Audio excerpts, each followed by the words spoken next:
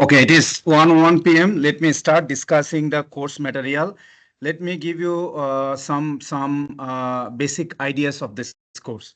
So the way I design the course and I will teach and test your knowledge is very simple way. So this is the first exam material. This is the 8-page PDF document. Understand all basic statistics of the two main concept of statistics: central tendency or measures of central tendency or central locations and dispersions. These are the two topics will be discussed, and everything has been put in this 8-page document. I did not provide any PowerPoint slide. Okay, take this printout, read it thoroughly, take the pen, underline it, try to understand all the questions that are coming from this document, but tricky questions. And 20 questions you will get how much minutes? 30 minutes. Okay, I'm teaching one course face to face, two other in online.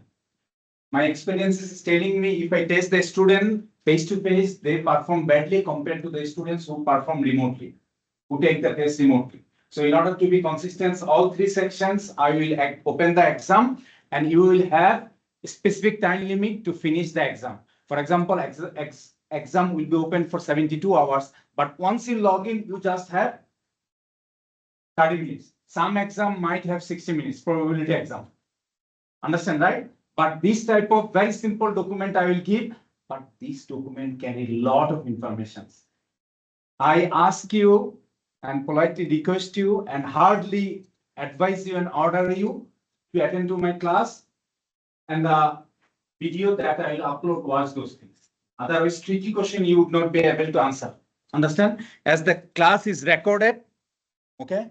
At the end of the semester, if you start fighting with me, I will show you this. Okay? My experience is telling me when a student fought with me about their grade, they failed. Never got success. You will find me very lenient. I'll give you extended office hours, all of those things.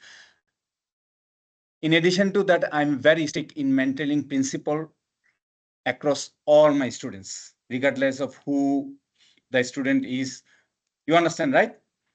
With that thing, let me start discussing the topics that I want to discuss today. My plan is to finish this 8-page document, okay? First thing that I want to discuss today, some definition. What is statistics?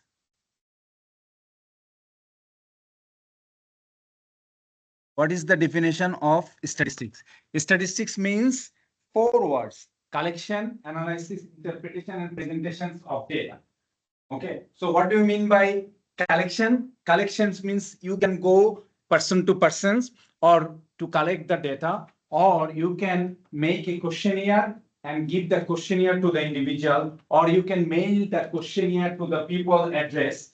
Okay, or you can ask some companies to give some data that are generated by the machine and saved in some cloud store. For example, how many gallons of gas is sold each day in USA can be obtained from the Association of the Convenience Store, and they have a cloud storage. From there they will go through like how many by the debit card, how much by the credit card, how much by the cash. Understand? So this is the collection of the data. Nowadays data collection is automated, like most of the transactions are taking place by the credit card, right? So after collecting the data, then next step is to do the analysis. What is the minimum? What is the maximum? What is the average? What is there any outlier? Okay, this is called the analysis. After analysis, your task is to present the findings to the audiences. Okay, so the definition of statistics consists of 4 words: collection, analysis, interpretation, and presentations to the audiences. After these definitions, now I want to discuss about another definitions known as the population.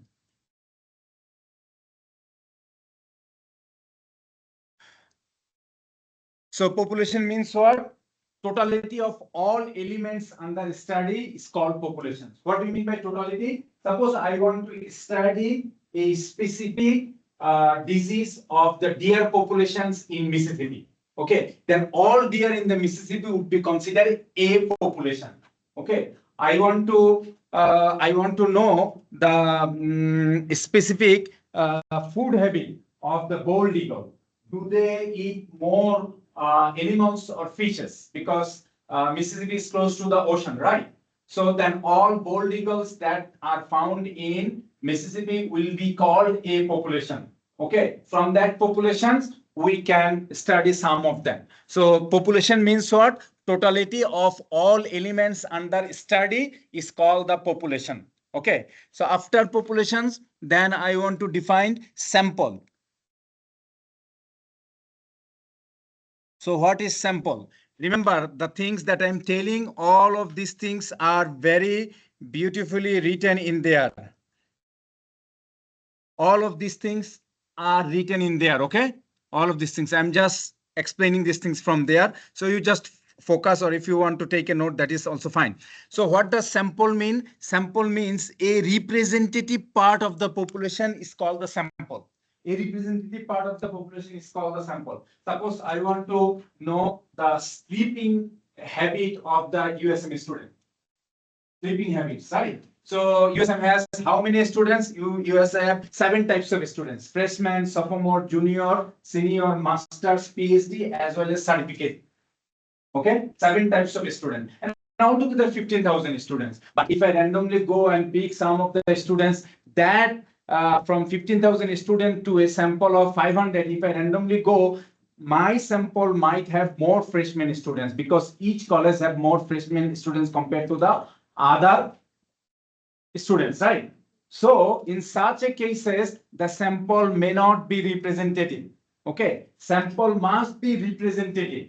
So if you in your sample has the more women compared to the male, then it would not be representative sample. Okay, in USM suppose 60% students are female, but in your sample 75% of the male, then it will not be representative, right? So remember, a representative part of the population is called the samples. Now the question is, how can we collect representative sample?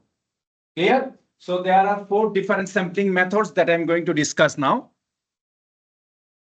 So you understand, a representative part of the population is called the sample. Types of sampling. Types of sampling method. Types of sampling methods. Okay. What is the way to collect sample? Okay. There are 4 sampling methods depending on the scenarios that I'm going to discuss now. So first one is known as the simple random sampling. This is known as the simple random sampling. Simple random sampling, it is known as the SRS. It is known as the SRS, simple random sampling. So simple random sampling will be applied if the units in the population are homogeneous. Okay, if the units in the population are homogeneous. For example, if you want to study specifically for the freshman students sleeping habit, okay, freshman students sleeping habits. So that means these are all homogeneous, right? Freshman student. So suppose there are 6,000 freshman students at USM. Okay, so you create a 6,000 sleeps. You create a 6,000 sleeps. SLIPS. You know the sleeps, right? A piece of paper. Look homogeneous. Okay, 6,000 sleeps you can create. Look indistinguishable. Put the name of each of those 6,000 students. Okay, mix them well. Put them in a big jar, big box. Mix them well, and take a sample of size 500 from the 6,000. Then it will be simple random sampling. Simple random sampling, each unit in the population has the same chance, same probability of being included in the sample. Understand? So if I ask a question, so give us a scenario where simple random sampling could be applied. Okay. So your answer would be what? If it is a written response, your answer would be simple random sampling will be used when sampling units are homogeneous. You can write this answer. If it is written, if it is a written response question, okay? Or you can say that simple random sampling will be used when each unit of the population has the same probability, same chance of being included in the sample. If I say write two characteristics or two things where you can apply simple random sampling, then you have to mention both of them that I just said. Are you understanding? Okay. So simple random sampling will be used in scenarios when sampling unit are homogeneous. Okay. Sampling unit are homogeneous. I am recording the lecture. I will also upload these things. Okay. Now, there are two types of simple random sampling. There are two types of simple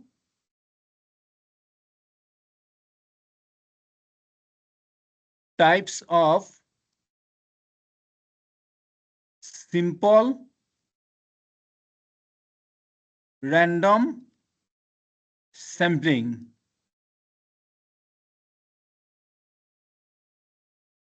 Two types of simple random sampling. She can do one type, she can do another type. Understand? What are the two types? One is sampling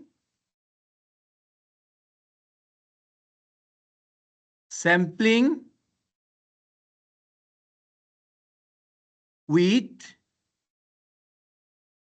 replacement.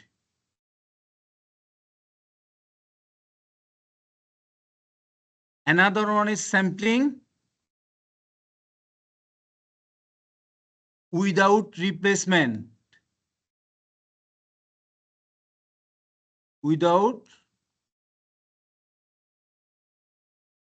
Understand? Sampling with replacement and sampling without replacement. Now the question is, when we can use sampling without replacement, when we can do sampling with replacement. Understand? When?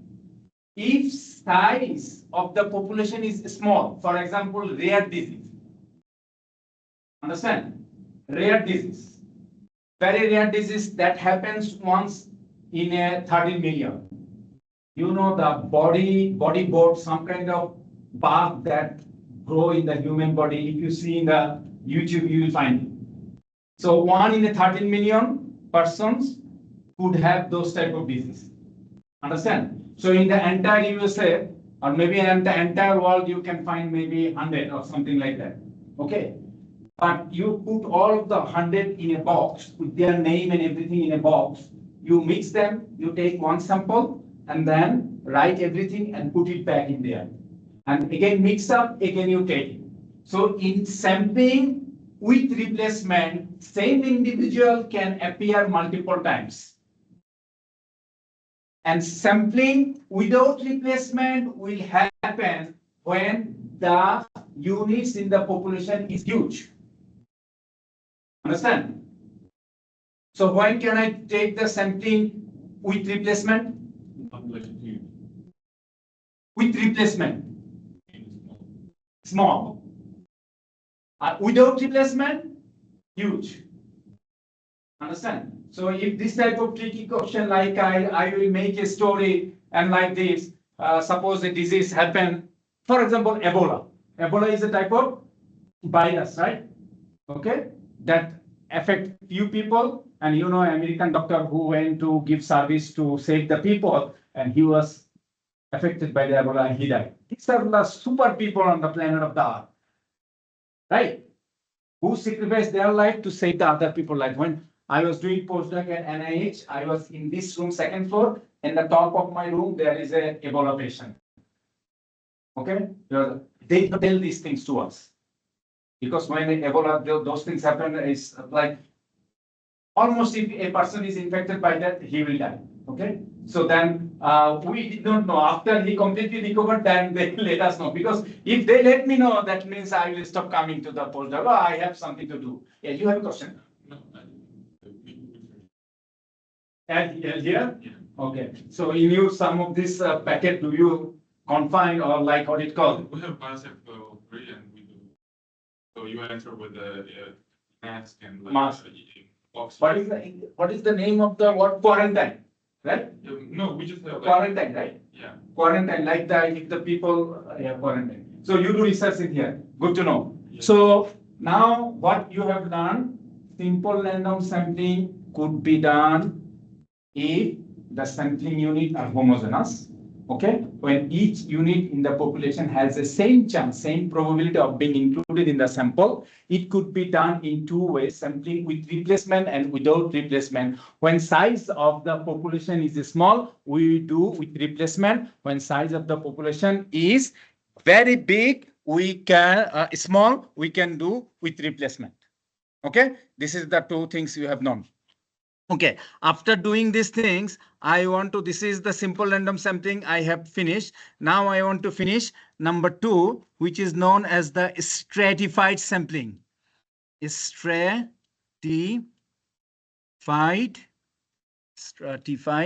sampling.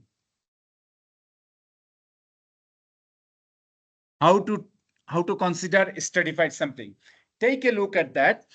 So this is the 7 type of students USM has, right? 7 type of students USM has. So this is the freshman, this is the sophomore, this is the junior, okay?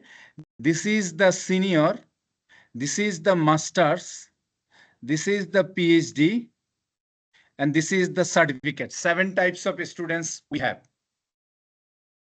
Understand, right? So how altogether how many students? Suppose altogether there are 15,000 students. Okay. Altogether there are 15,000 students. These are the freshman, sophomore, junior, senior, masters, PhD, and certificate students. Altogether 15,000 students. Okay. From these 15,000 students, so this proportion is suppose 25%. Okay, that proportion suppose 20%. Okay, that proportion is suppose 18%. Okay, that proportion is suppose 17%. Okay, so that means there is 80% is gone. Okay, 80% is gone. So suppose this is equal to 15%. And this is equal to suppose 3%, and this is equal to 2%. 2%. Right? Right? So this is 100%. So what I will do, I will take a sample of size 500. This is the sample of size 500 I want to take.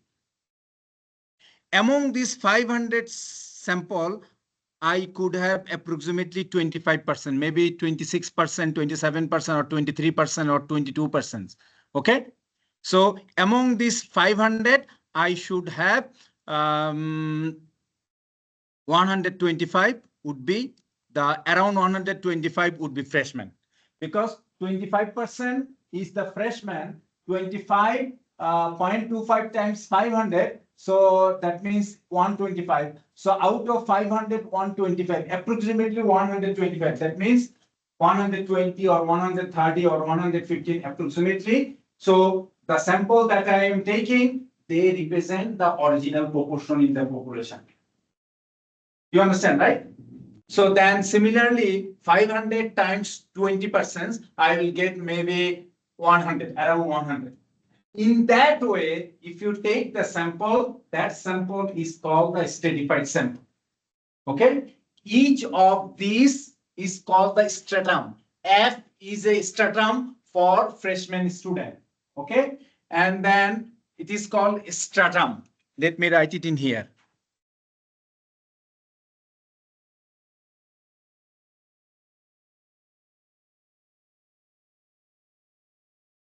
stratum.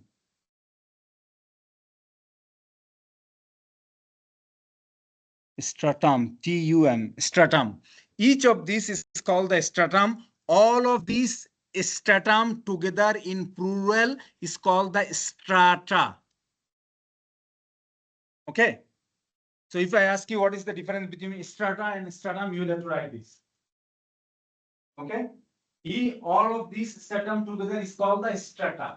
And each of these is called the stratum. So heterogeneous populations are divided into homogeneous stratum. From each stratum, we will take a sample that represents the original proportion in the population in such a way when the sample are collected, that sample is called the stratified sampling. Why we are doing this approach? So that sample would be represented. Okay, if sample is not representative, result will be misleading. Okay, she likes boys so much. He goes to the boys and collect data from the boys. And he showed me all the report. I said, no. Because the boys spend more money for entertainment. Right? And at the end of the college, they have more loans compared to a girl. Do you understand? So the sample that he is taking is not representative. Yes. Just to structure what you said or rephrase what you said, everything here, like the 25, 20, everything should accumulate to 100. 100%. Yeah, that should be the 100%. But if I go to the register, which I can tell the register, could you give me the percentage of this? And he can give me, okay, this percentage. Then I said that, well, I will take a sample of size 300. So let me, according to the percentage, I will ask him, are you freshman? Oh yeah, you're freshman. Could you tell me maybe age, how much money do you spend, how many hours you sleep? That way I can go and collect that. So I need what, just the percentage, right? And then I know that I have to collect 300, a sample of size 300. Clear, right? Okay. So this is about stratified sampling. After stratified sampling, I want to go about cluster sampling, number 3. Cluster sampling. Cluster.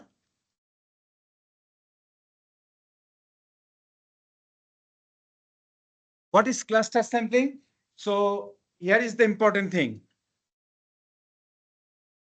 These are the two characteristics. Units, that means sampling units. I am writing just units. Units means sampling units. Units are heterogeneous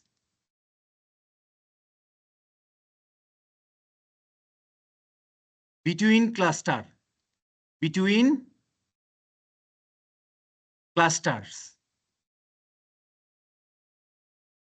No, within cluster. Sorry, this is not between, within cluster. I have to give you a real life example so that you will understand. Within cluster, and sampling units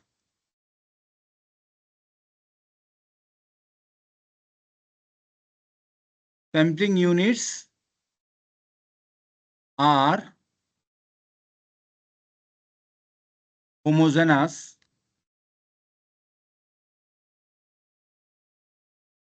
between cluster. You do not understand unless I give you an example. Between clusters. Okay. So this is opposite to the stratified sampling. Understand? Stratified sampling is opposite to the, cluster sampling is opposite to the stratified sampling. How? USM has student dorms, right? Student dorms, right?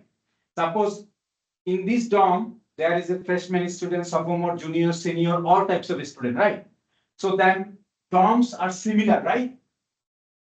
There is suppose 10 dorms at USM. Each dorm has freshman, sophomore, junior, senior, masters, PhD, and certificate, all types of students. So 10 dorms, each of those 10 dorms has all types of students. So between the dorms, they are homogeneous, right? These dorms has all 7 types of students. That dorm also have 7 types of students. This dorm also have 7 types of students. So between dorms, they are homogeneous, right? But within dorm, there are all types of students, that is heterogeneous, right? In one dorm, all 7 types of students is available, right? So that means units are heterogeneous within them, but unit are homogeneous between them. Yes. So even though all the norms to all 7 groups of students, the quality of the groups are different between each dorm. Yeah, so some example, one dorm has maybe 500 students, another dorm has 700, another has 300. Is this what you are meaning? No, meaning Size? No, meaning like, okay, so the first dorm, if it's 500 students, it might be 300 freshmen and then 200 sophomore and then, but the. Yeah, then it is not. Then the proportion is not. But university should have like this type of policy that if the way you are saying, if this is the scenario, then we have to use another approach to take the sample. So the proportion should be the same within? Something like that. My statement is that 10 dorm, each of the dorm has all 7 types of students and proportionally they are approximately same. If this is the condition, then in order to collect the data, going from dorm to dorm, you just randomly pick one of the 10 dorm, and once the dorm is selected, because 10 dorm, you make a 10 slip, dorm 1, dorm 2, dorm 3, dorm 10, right? Put in a box, mix them up, pick one, and suppose the dorm number 6 comes, and then you go to the dorm and collect information from each and every unit from that dorm. That type of sampling is called the cluster sampling. Do you understand? Do you understand what I said? Sure?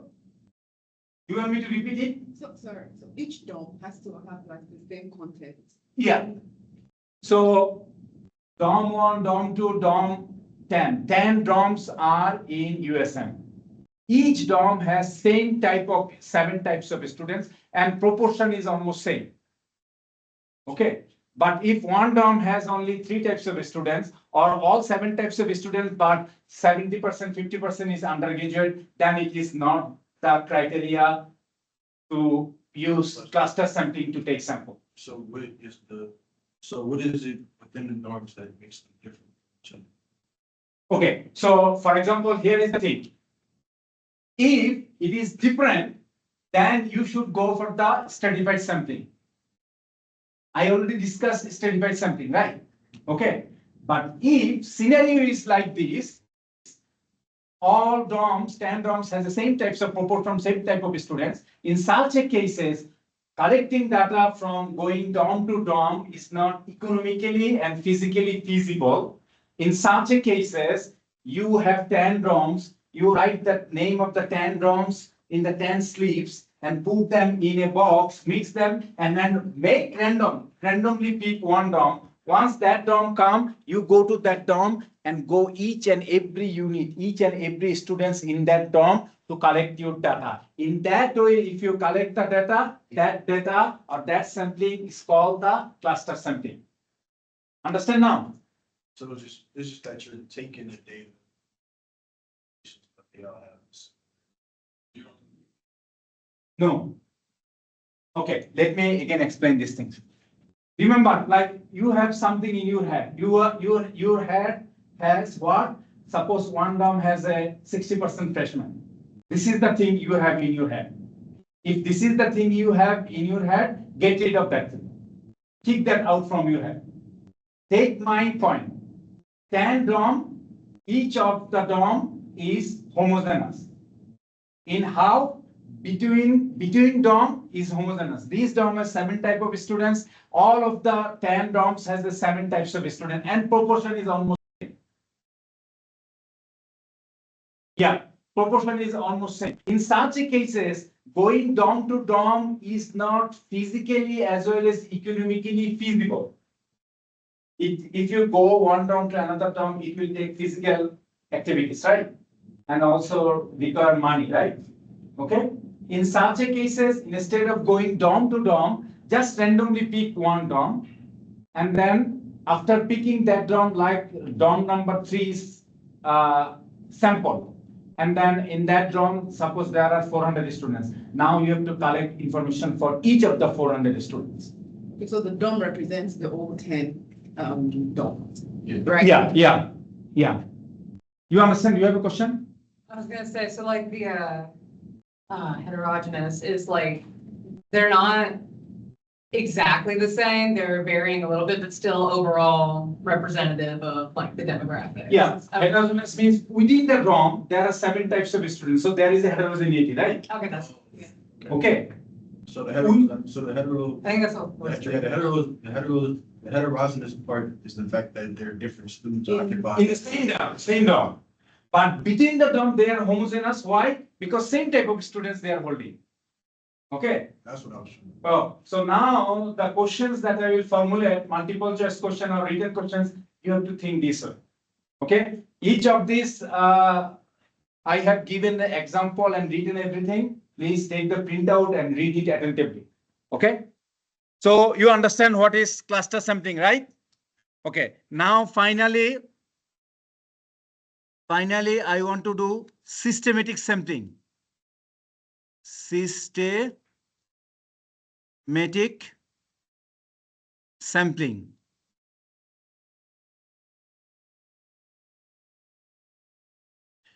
Systematic sampling follow a system. It is usually used in production process. Okay. Suppose a quality control manager who oversee the production of the peanut butter. He went to the plant at 8 a.m. in the morning. Okay. And then he randomly picked one peanut butter bottle, something like that. And he tested the quality of this, whether the sugar or oil or water, whether everything is good. Okay. So he picked a bottle which is like 49th bottle. After tasting these things, then he said, well, now I will check every 300 bottle. In this way, if we continue up until 5 p.m., the way the sample bottle was collected, this is called the systematic sample. It follows system. First one is coming randomly. He went to the office at 8 a.m., randomly picked bottle number 29 and tasted it, and then said that, well, now I will collect every 300 bottle or every 200 bottle or every 500 bottle.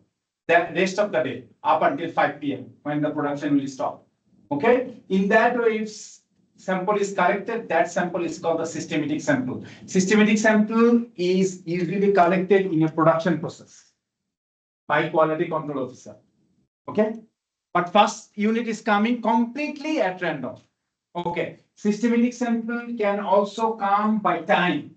He went to the plant at 8 a.m. He took first one at 8:41 a.m. He went to the plant at 8. He took one bottle at 8:41 a.m. and then remaining bottle he will take every 37 minutes. Every 37 minutes. First one will be picked randomly. Rest of them will come by following a system. If the sample are collected, sample units are collected in that way, that sample is called the systematic sampling. Understand?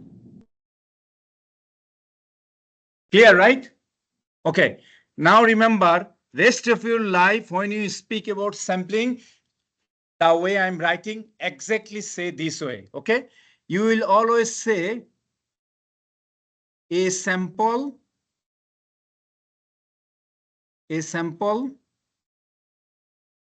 of size 500. Always speak like this way.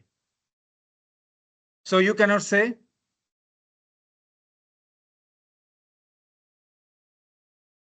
a sample size, a sample, not a sample. Like, let me show you how it should be tell. Where is it? Sampling method. Where did I write? Correct language. Okay. So take a look at that. Always speak, I have taken a sample of size 100. Do not say I have taken 100 sample. Understand? Do you understand? So always speak like I have taken a sample of size 100. You can collect a sample of size 200.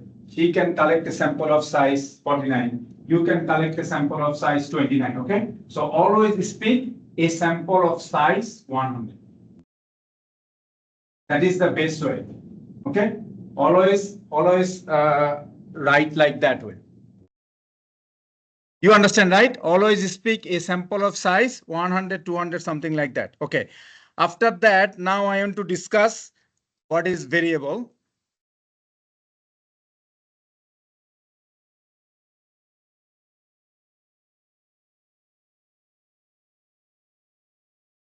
Variable. Variable means what? The characteristics that varies person to person, time to time, places to places, circumstances to circumstances is called a variable. Okay. What is the definition of variable? Variable's definition is that characteristics that varies person to person, circumstances to circumstances, places to places. Okay. For example, age, height, weight vary person to person. Okay. Age, height, weight. Okay. Temperature vary places to places. Okay. Prices of commodities vary from circumstances to circumstances. High demand, low supply. Okay. So price is very high. So people are getting crazy to buy those things. When I came in 2006 and 2007, Apple released their iPhone first, touch screen. I saw how people are getting crazy to get that. So at 3 a.m. in the morning, 2 a.m., 8 p.m., they go in front of the AT&T store to get the iPhone. That is the time. All iPhone gone within 1-2 hours. Okay. So demand is high, supply is low, the price will be high. So that means price varies, changes. Okay. There are many types of variable. First of all, I want to discuss about quantitative variable. Quantitative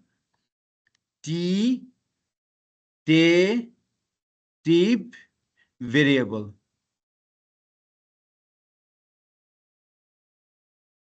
So quantitative variable, what are these? There are two types of quantitative variable. Okay. One is continuous. Continuous.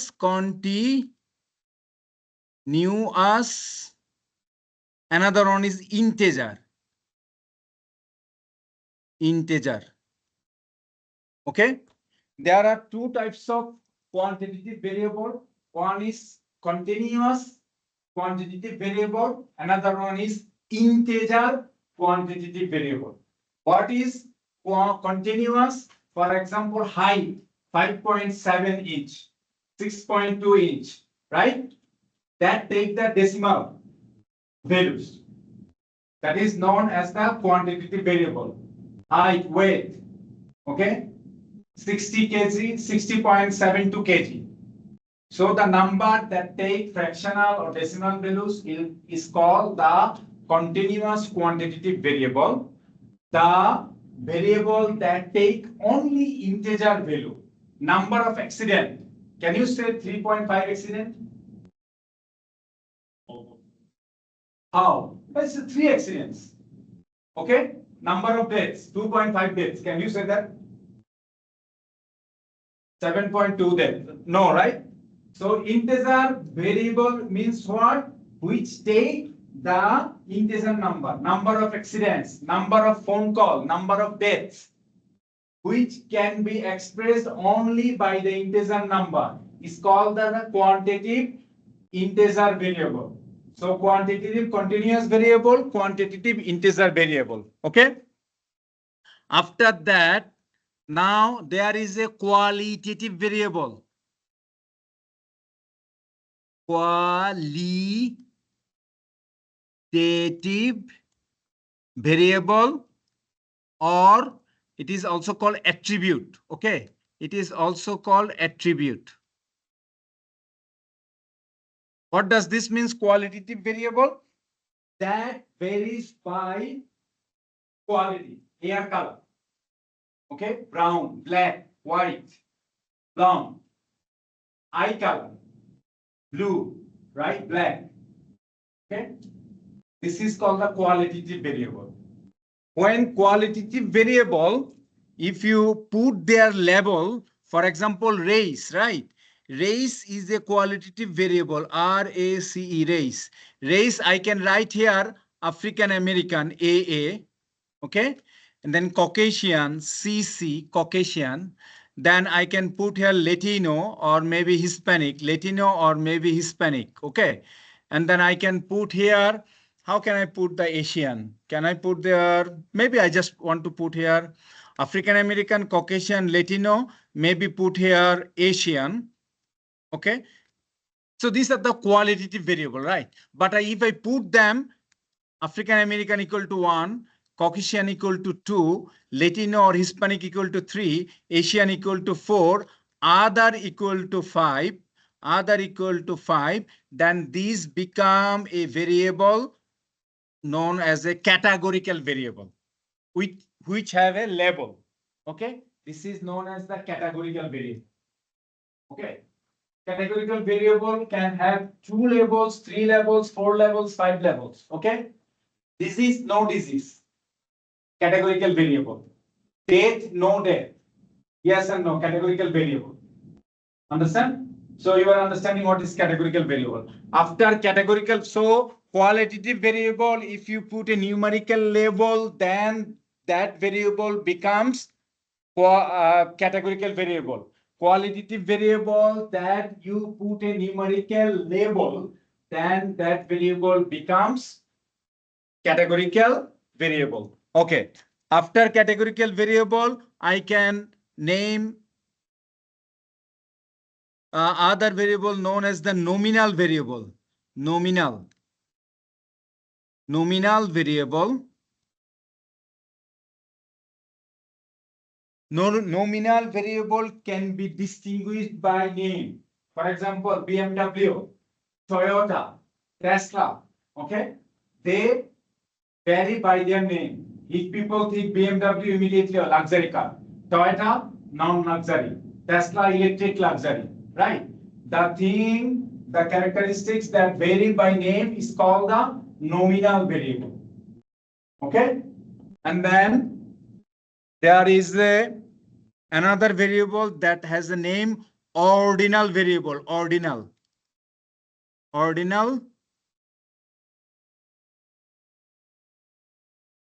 What is the ordinal variable? That has superiority one over the other. For example, grade of the students, A, B, C, D. I can definitely write this student is better than that, at least in performing my exam.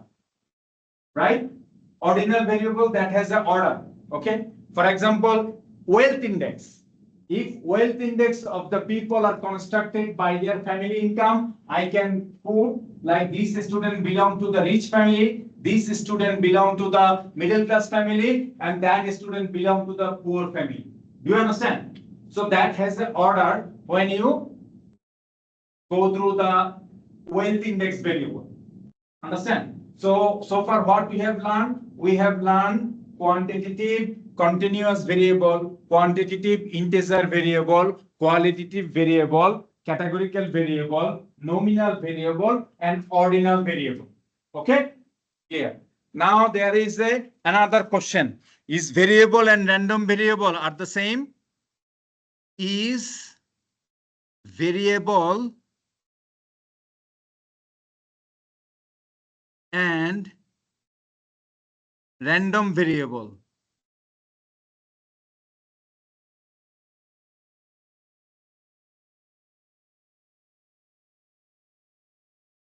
same? Not is, it should be R, right? Are variable and random variable same thing?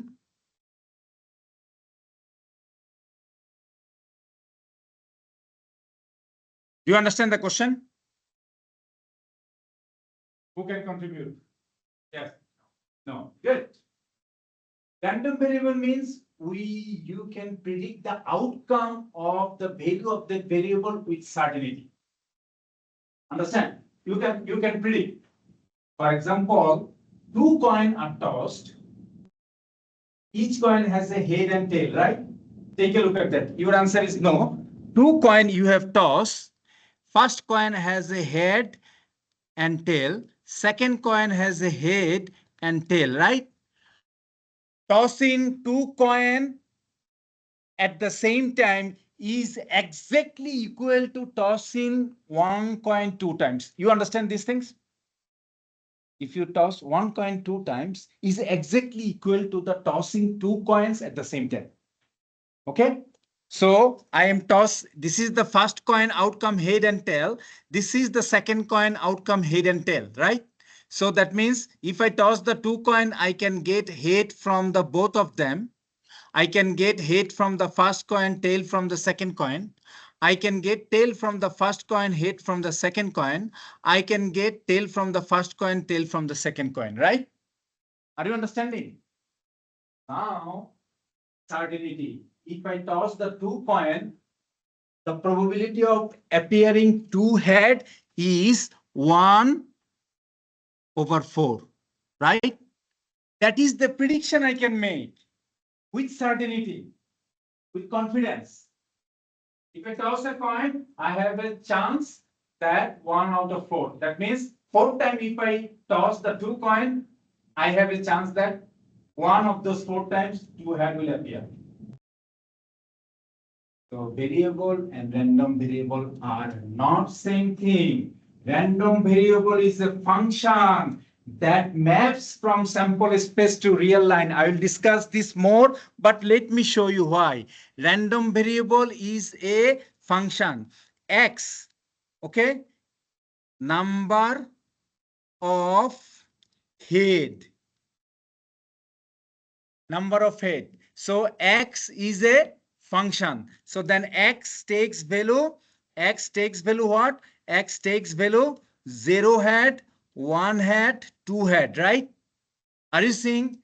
X can take value 0 head, 1 head, 2 head. So x is a random variable. Random variable is a function. How? X h equal to 2. Okay? X ht equal to 1, x th equal to 1, x tt equal to 0, right? Are you understanding these things? X is a number of head. There is a 0 head, 1 head, 2 head, right? So random variable is a function from sample space to real line. How? Let me explain this. Two coin tossing experiment. This is my sample space. HH, HT, TH, and TT. Okay. And this is my real line. Real line has a value 0, 1, 2. Here is -1, -2. This is the real line. Now I am from this sample space to real line is being mapped by this function x. When x value double head, then it has a 2. Okay. So you remember this is you have learned these things, right? F of x equal to 5x plus 2. This is a function, right? If you plug x equal to 1, then what are you getting? You are getting 7, right? So if I plug here, this is double head, I got 2. This is the 2 value.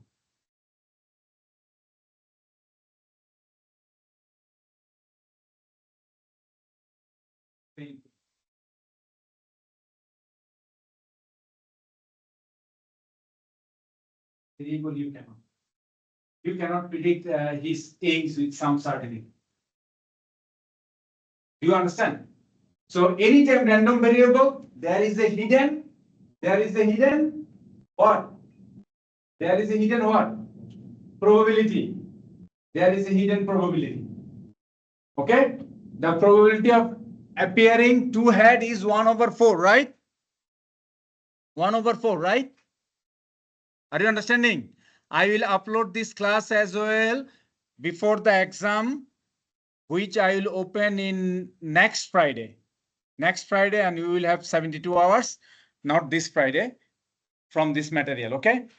So I have discussed, now I want to discuss about the types of the data. Okay, types of the data, ordinal variable, all of these things, types of the data. So types of the data.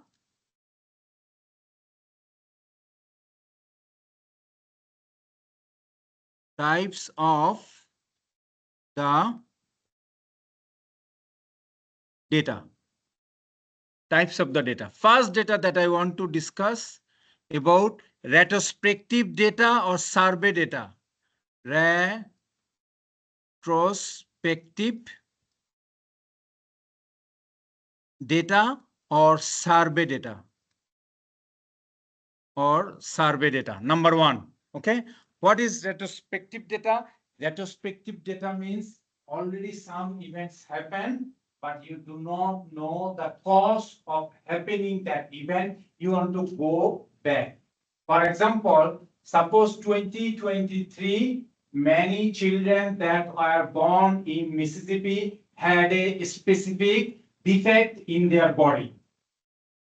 Do you understand the question? 2023, suppose altogether 30,000 baby borns. Among those 30,000, suppose 7,000 has a specific body defect. Okay? And then Department of Public Health of Mississippi, they identified this problem. They said, well, so we will collect a sample of suppose 15,000 mom and dad. Among those 7,000 mom and dad who have a birth defect, in addition to that, there are another 7,000 who doesn't have a birth defect.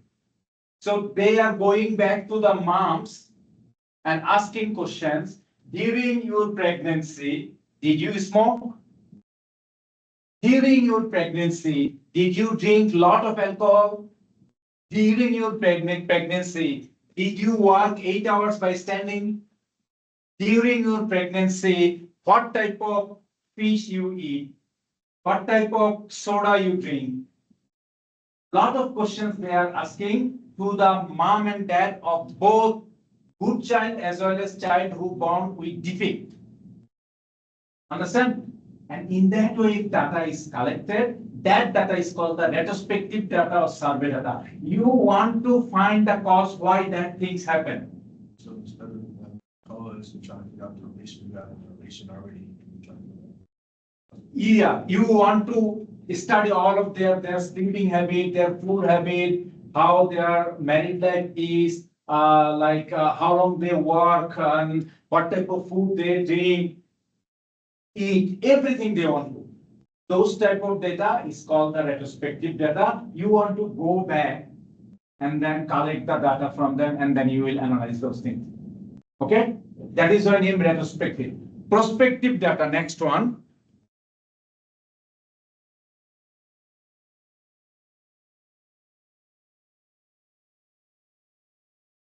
Prospective data.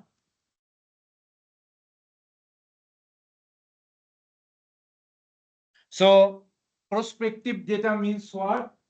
Research, ongoing research is conducted in order to come up with a efficient drug or to check the efficacy of the drug. For example, when COVID started in 2020, many pharmaceutical company, they come up with their medicine or like vaccine, something like that. So patients who are like terminally ill, they are going to die, they want to test their drug.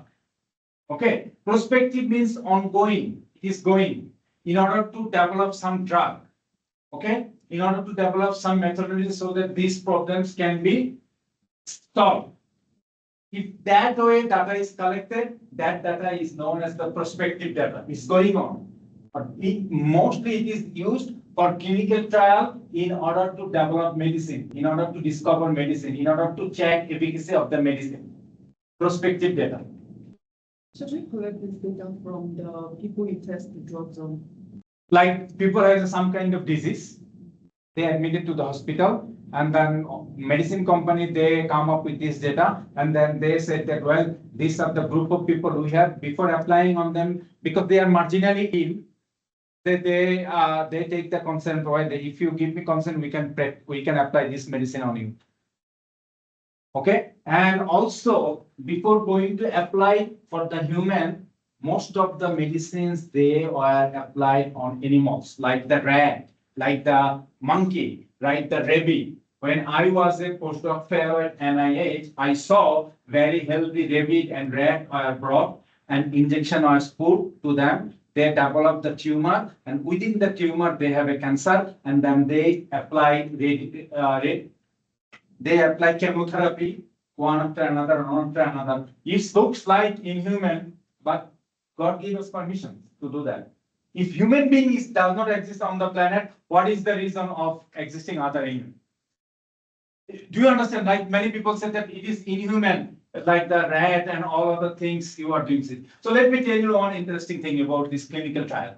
So when plague affected Europe and millions of people died in 15th, 16th century, something like that. How clinical trial come into an existence? Okay, so when plague started, people are dying, and then some people, they are developing vaccine, but who to apply those vaccines during that time? So the one person said that, well, there are many people who are in the prison and waiting for their life sentence. We can ask them, this is the medicine we have developed. We will apply this on you. If you survive, you will be freed from the jail. You will not be executed. And if you die, you will die. That's the first clinical trial. History of the first clinical trial takes place in Europe. Okay. So before doing prospective study to collect efficacy of the drug or new drug development, it already applied to the animals. And after like 60%, 40%, 70% success rate, then they come and apply to the people who are marginally ill, who are terminally ill. They are going to die. And after that, those are the things will be developed. Someone want to ask a question? Yes. So would, outside of clinical trials, would similar studies that include like, that test like behavioral outcomes, would those still be considered prospective? Yeah, behavior, new product development. People are not happy with this product, and they survey, are you happy with these things? They are coming with the new product. So every top company like Apple, Amazon, they have a product engineer, like the product manager, how the new product things come up. For example, take a look at that.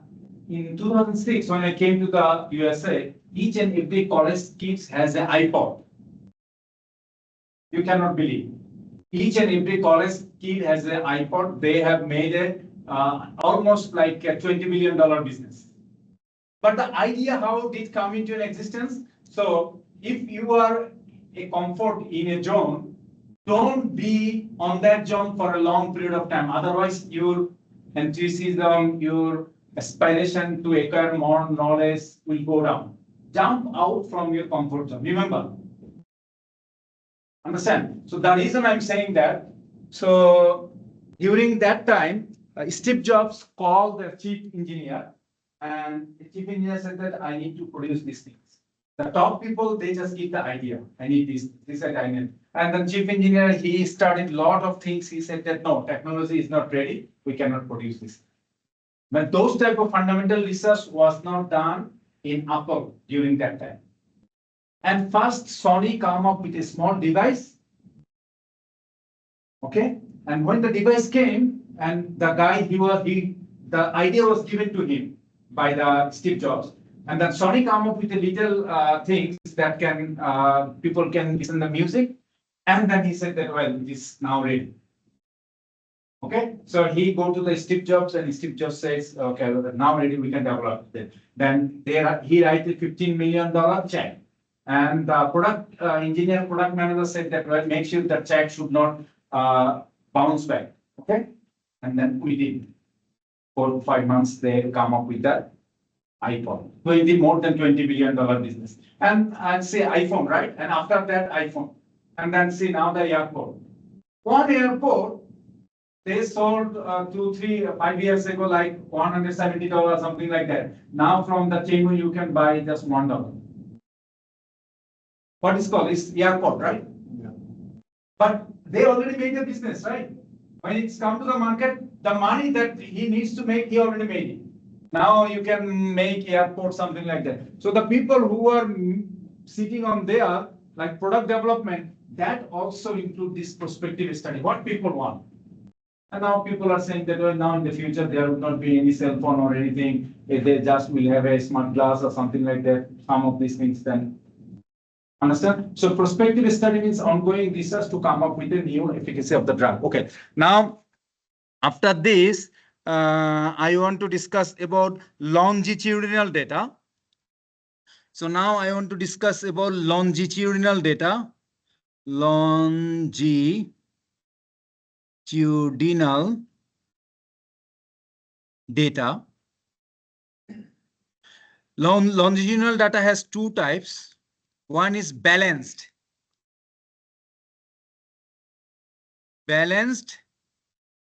Another one is unbalanced.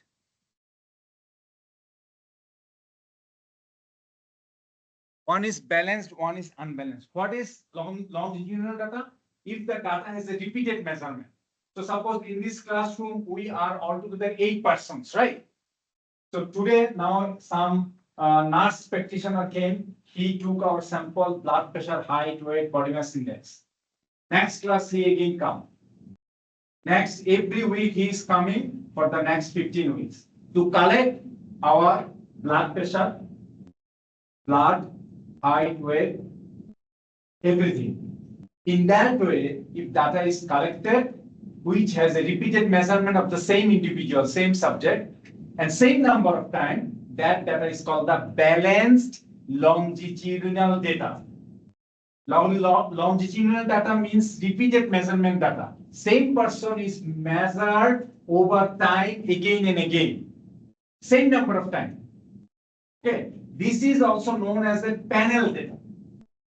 Okay. Longitudinal data is also known as a panel data. Three names. Repeated measurement data, longitudinal data, and panel data. And sometimes it is also called cluster data. Why cluster data? One person has 10 measurements. So it is a cluster. You have the 12 measurement. I have a 5 measurement. Okay. So longitudinal data, repeated measurement data, panel data, cluster data are the same thing. So it could be balanced, it could be unbalanced. When it would be unbalanced, this girl has 7 measurement, I have 5 measurement, she has 14 measurement, you have 12 measurement, he has just 3 measurement. If number of measurement of the same individual are not same over time, then that data is called the unbalanced longitudinal data. Clear, right? Okay, and then balanced data, unbalanced data. Now, cross-sectional data means what? Cross-section of a population. So, Hattiesburg is a city. In this city, we want to conduct obesity study. How the people in Hattiesburg look like? Are they obese or overweight or not? Okay. Cross section of the data in the Hattiesburg, suppose there are 80,000 people in this state. And from this 80,000, if I randomly pick 5,000 and then study like what causes them to be obese, then it will be cross section. Cross section of a population. I am taking a sample in a certain time period or at a point. Okay, that data is called the cross section of the data. That is called the cross section data. After cross sectional data, yes, randomly. Okay, a cross section of the population at a certain time point. So, for example, that is what it is like different. But in order to collect the sample, as I am doing obesity study, So all the people, grown-up people, obesity, I want to do a study, or maybe some adolescents also, but their sleep is in some place, right? So 80,000 people, 80,000 sleep in there. I just randomly pick at a certain time point, 1,000, 2,000, 5,000 of them. And then I want to study that cross section. Okay. Now there is a time series data. This is a cross section data. Now time series data.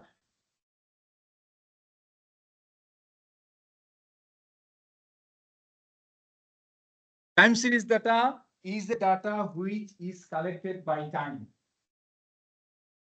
Temperature data, rainfall data, snowfall data. Okay.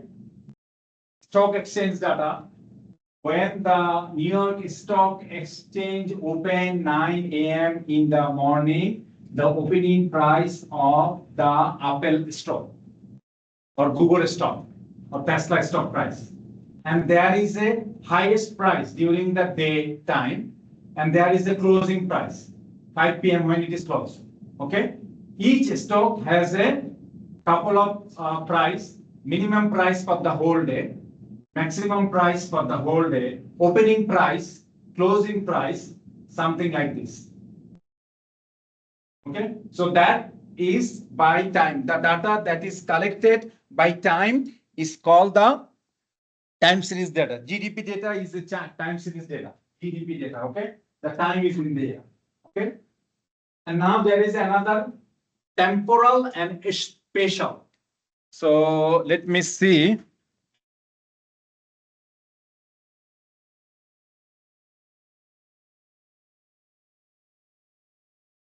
Temporal and spatial data. The data that come by time and space. 10 a.m. at Ohio, 10 a.m. in Indiana, 10 a.m. in Florida, 10 a.m. in Massachusetts. We want to see the temperature. Okay? So the data is coming by location as well as by time. That data is known as the temporal and spatial data. If data is collected, data is gathered by the space, then this is called the spatial data. Okay? So these are the types of data. Okay, these are the types of data.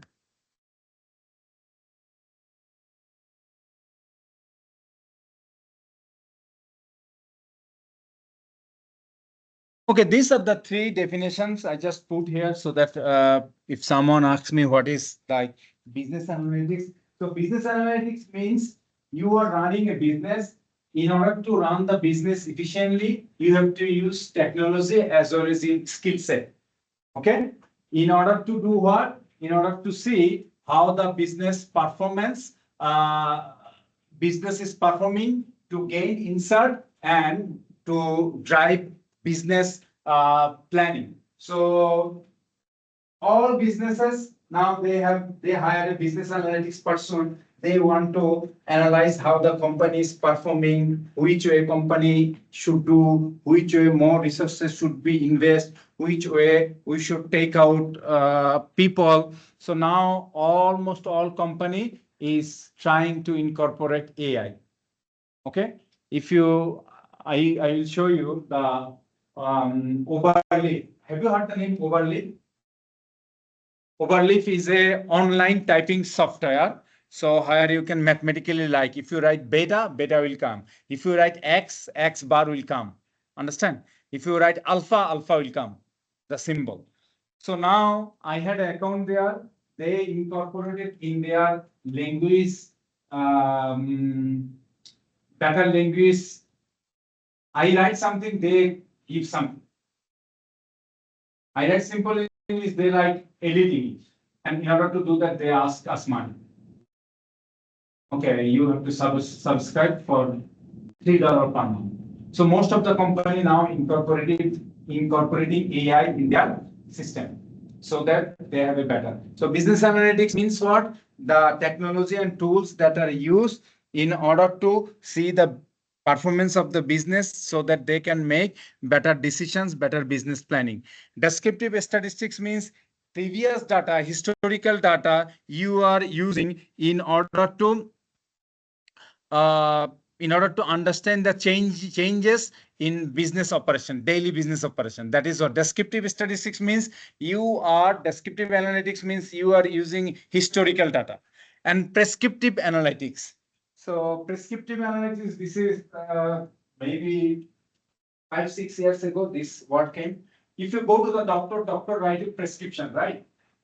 Okay, so that means immediate recommendation you put in order to optimize your business performance. Okay, so prescriptive analytics is highly used in industrial engineering for optimizing the business performance. Okay, after doing this, now let me discuss some of those uh, measure of central tendency. Okay, you can take a 5 minutes break. Okay, you can take a 5 minutes break, then we will start again.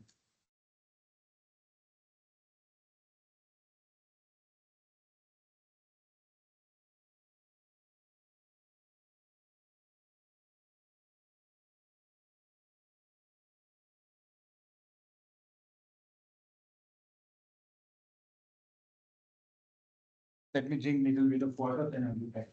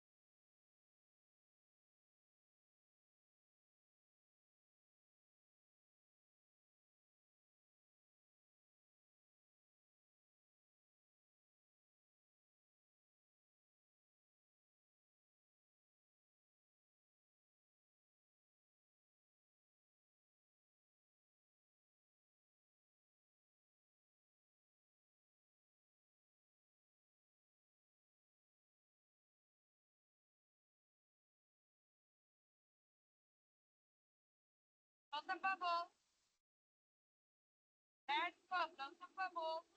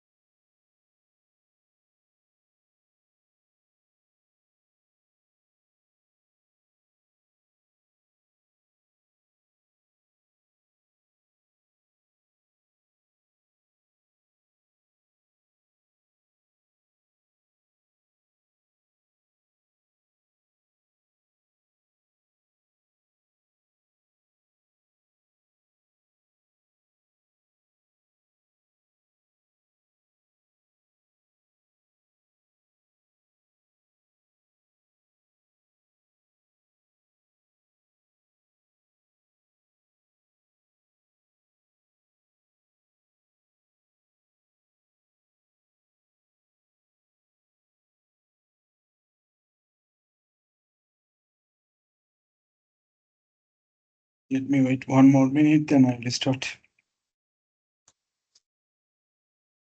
Okay. So now I want to discuss about measures of central tendency. Measure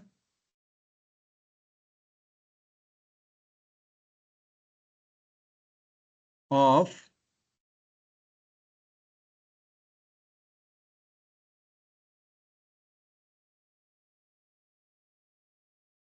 measure of central location. First of all, I want to do what? I want to find the mean. Okay. Mean. So suppose I have these data 2, 5, 6, 9, 10. How can I find the mean? The formula is sum of xi over n is known as the x bar, which is known as the arithmetic mean. Arithmetic mean. Okay, which is 7 and 6, 13. 13 plus 9, 22, 32. So that means 32 over 5. 32 over 5 equal to 6.4. Something like this. This is called the mean. Okay. In these data, if I want to find the median, in this data, if I want to find the median, I have to arrange them in ascending order. So then 2, 5, and then 6, 9, and 10. Middlemost observation is 6. 6 is the median. Median is the middlemost observations after arranging the data in ascending order. Okay. For example, if I add here few more points like 6, 9, and then 3, 5, 6. These are the observations. If I added in here, then what would be the median?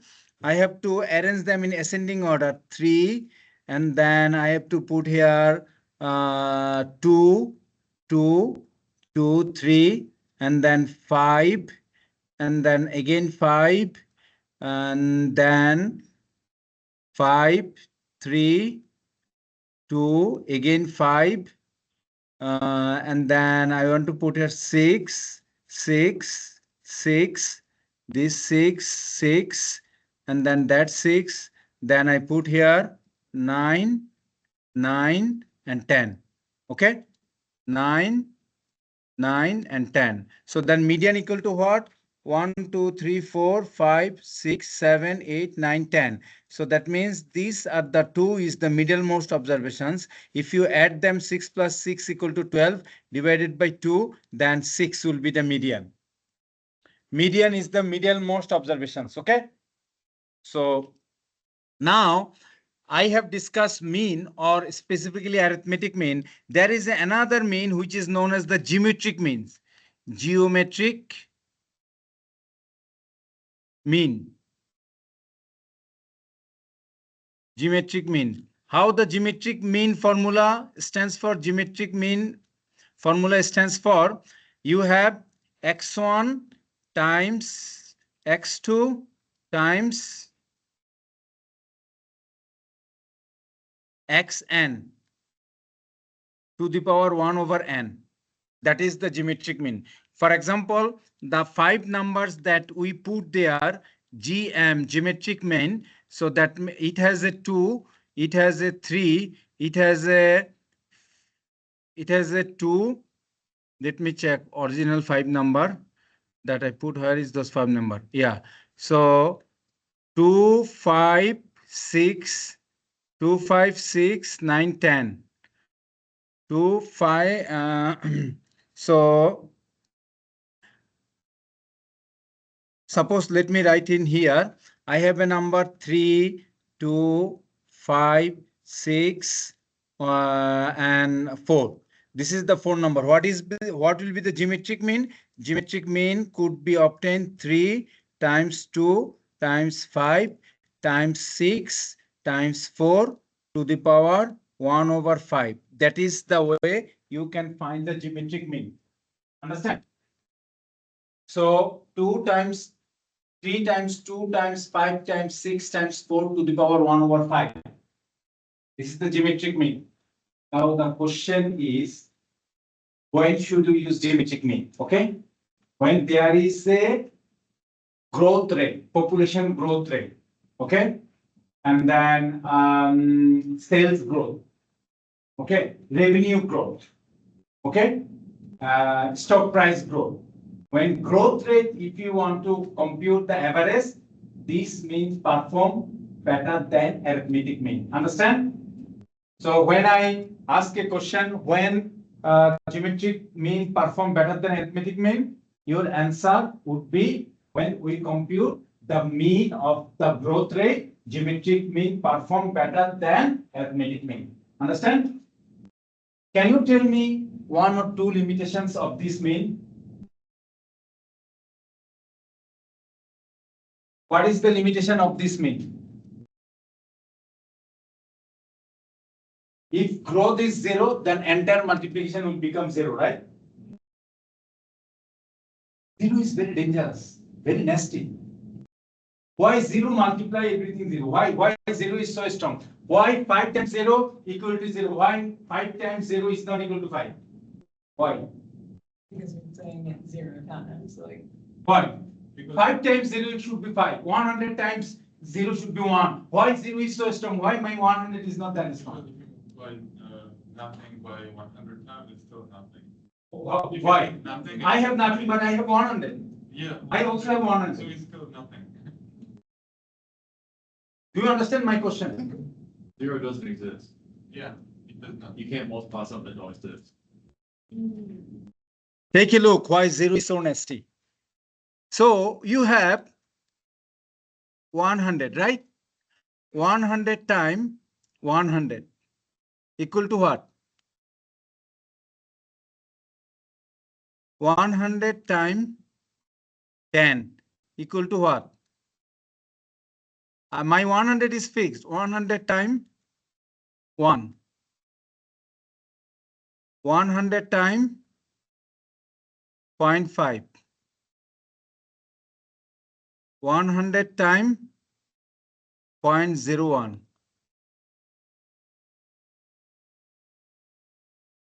Right? Is 10 or 1? It's 1. Right? Then 100 times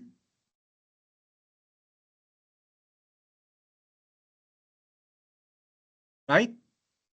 So my 100 fixed, it is going down, down, down, down, small and small. Understand? Why minus times minus equal to plus? Why minus is behaving like that type of behavior? Do you understand why minus times plus equal to minus? Okay.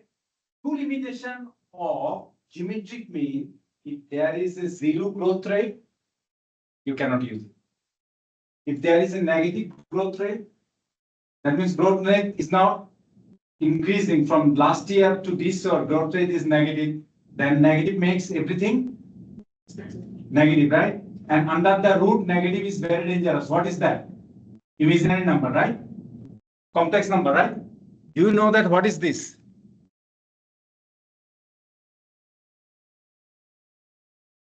What is that?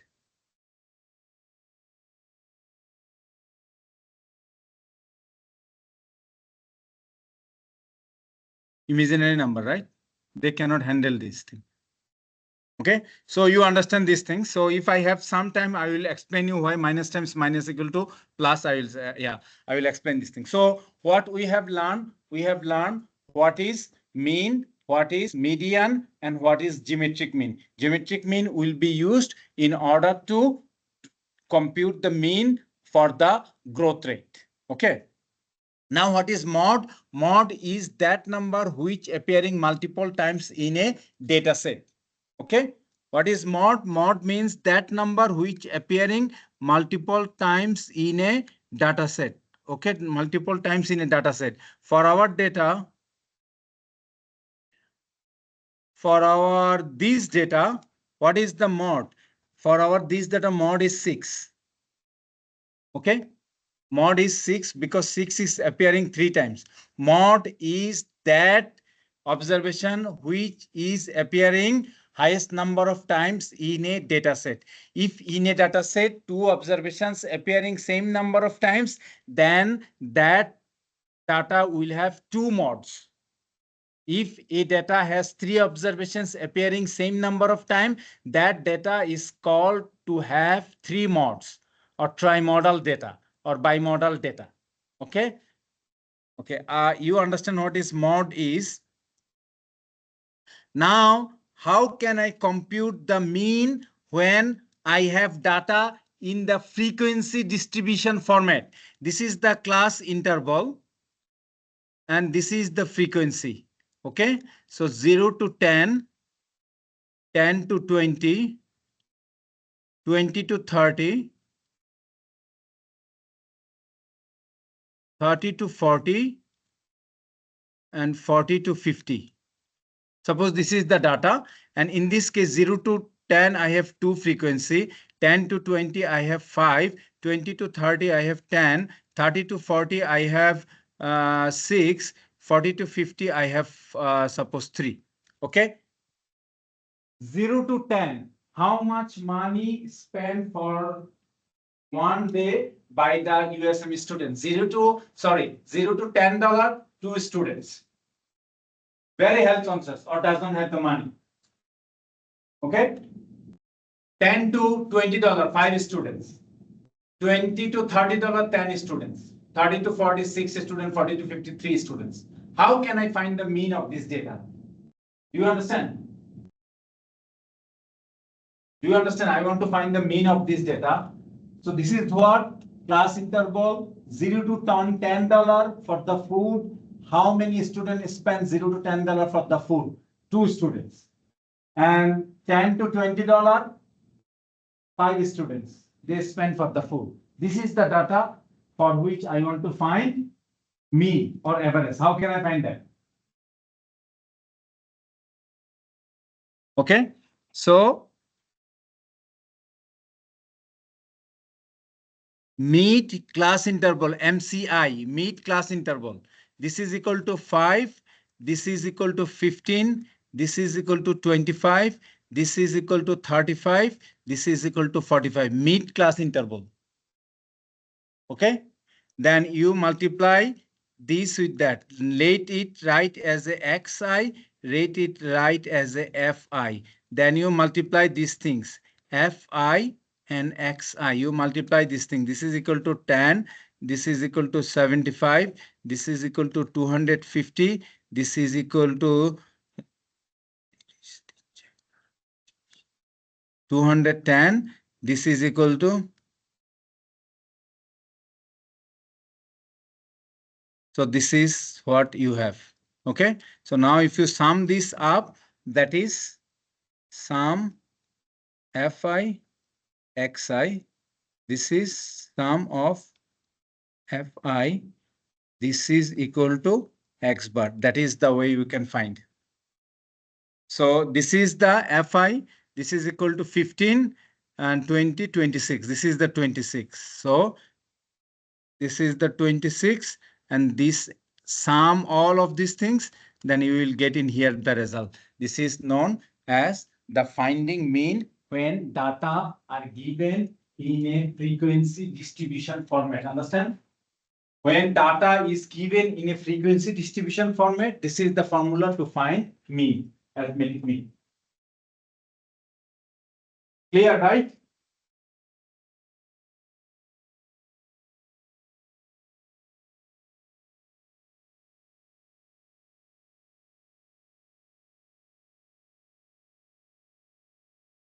Okay.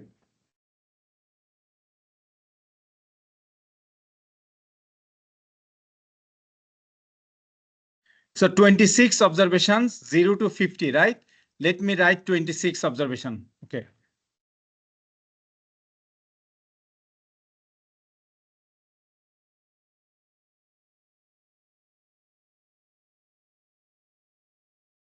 Okay.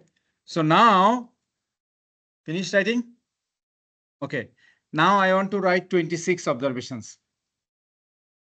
So 0 to 10, I want to, 0 to 50, I want to write 26 observations.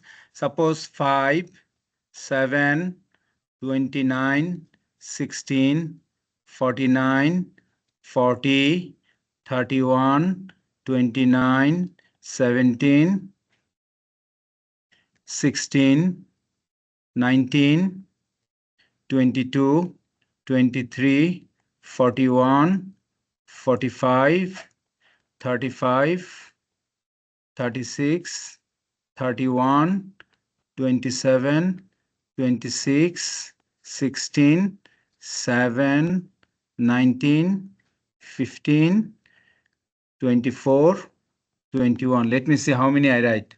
1, 2, 3, 4, 5, 6, 7, 8, 9, 10. 11, 12, 13, 14, 15, 16, 17, 18, 19, 20, 21, 22, 23, 24, 25, 26. Okay? This is the data. For this data, suppose for this data, we already constructed a suppose maybe does not match exact frequency corresponding to each class interval. May not be, okay? But suppose this is the 26 observations. From this 26, this is quantitative data, right? When there is a quantitative data, we will do two graphical visualizations or two graphs we will see. Okay. When data is quantitative, we will see two graphs, statistical graphs. Those are known as the histogram and box plot. Clear? When the data is a quantitative data, what is the visualizations of the quantitative data? The visualizations of the quantitative data is to construct two graphs. One is histogram, another one is box plot. Okay, let me construct those things. Let me first construct the histogram. Let me see if I construct the histogram in here. Okay, let me construct the histogram in here. In the paper and pencil approach, histogram is constructed like this way.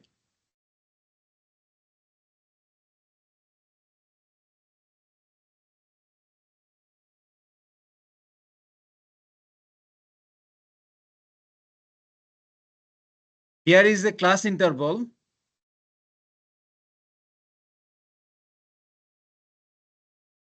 And here is a frequency.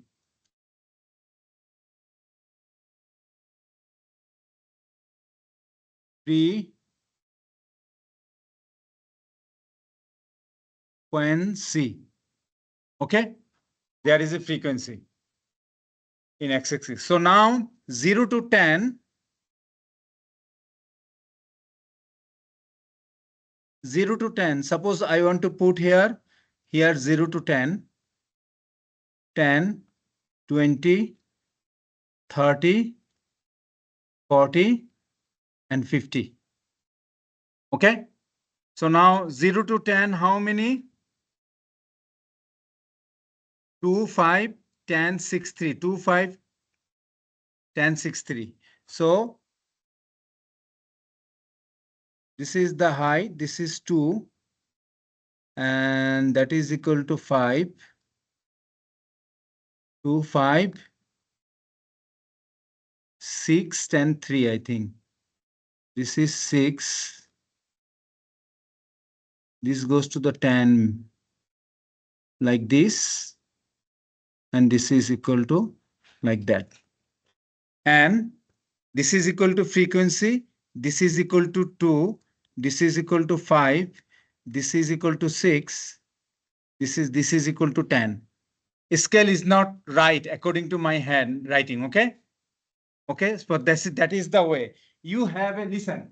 You have a quantitative data. Quantitative data, you can make a class interval. Corresponding to class interval, you can put the frequency, and you can put class interval in the horizontal axis, and in the vertical axis, you can put the frequency. And then if you add them, then this type of graph, if you will find, this is called the histogram. Okay. From the histogram, you would know two things. Model class. So this is the model class. Model class that has the highest frequency. Okay. Okay. This is the model. And if you add top middle point of each bar, middle point, middle point, middle point, middle point, and middle point. If you add top middle point of each bar, and then you will get a curve. That curve is known as the frequency curve. If I ask you, how can you construct frequency curve? What would be your answer? Your answer will be data must be quantitative. From the quantitative data, we construct histogram. From the quantitative data, we construct frequency table. From the frequency table, we construct histogram. After constructing histogram, we add top middle point of the each bar, and the curve that we obtain, that curve is called the frequency curve. Are you understanding? 8 pages, but lot of material is in there. Understand? So if you fight with me, I will fight back. Clear, right? What do you call the top middle point? Frequency what? This one, Yes. top middle point of each bar. If you add top middle point of the each bar, the curve that you will get is known as the frequency curve. Frequency curve. Curve. Curve. Curve. Curve. Okay. Curve. Yeah, my daughter is correcting my English continuously, and I said to her, please keep correcting me continuously. In response, I will keep correcting you, math. Yeah, you have a question.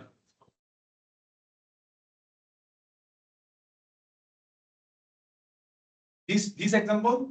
No, the first exam that we have next Friday, it will cover these 8 PDFs. 8 pages. 8 pages. Yeah.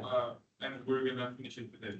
Yeah, I'm gonna finish it today. So the next one will be for others. Another topic. Lot of things you are learning. Okay, lot of things. Just be patient. Lot of things, and then the way I am giving you materials, read those things and watch the video, and your foundation will be very strong. So what we have learned, if we have a continuous quantitative data or quantitative continuous variable or quantitative integer variable, you will construct box plot and histogram. How to construct histogram, I have just shown you. From the histogram, you can get frequency curve. If that frequency curve look like this, that frequency curve look like this, then you will say this is a symmetric frequency curve. 50% is in the left side, 50% in the right side, and middle point, there is a mean, there is a median, there is a mode. Understand? You have a quantitative variable. From the quantitative variable, you constructed frequency table. After constructing frequency table, you constructed histogram. After constructing histogram, you add the top middle point of each bar, and then you got a curve. If that curve look like symmetric, then mean, median, mode is in this place. Okay, mean, median, mode in this place. This type of curve is called the bell-shaped or mound-shaped or symmetric or normal curve. Are you understanding?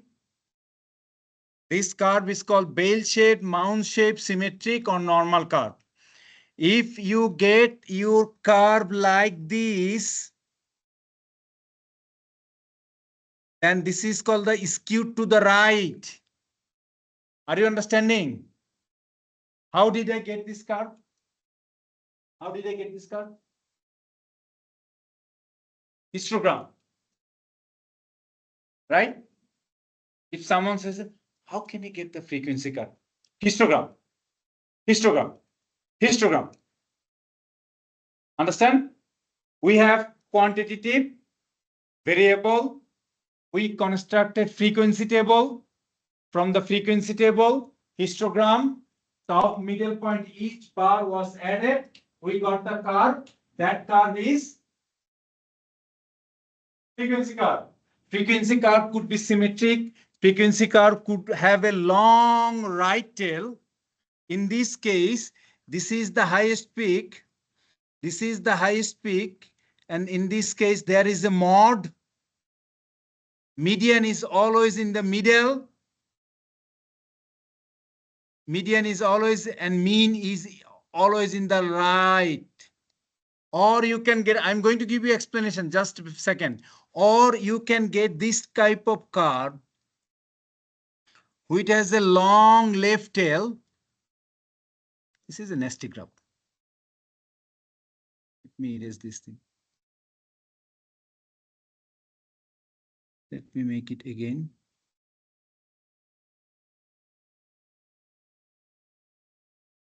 Or long left tail. And here is the mod highest peak. Okay, highest peak. That means in that, most of the frequency appearing in here. This is called the mod. This is called the mod. Median is always in the middle. And here is the mean. Are you seeing? Take a look at the three graphs.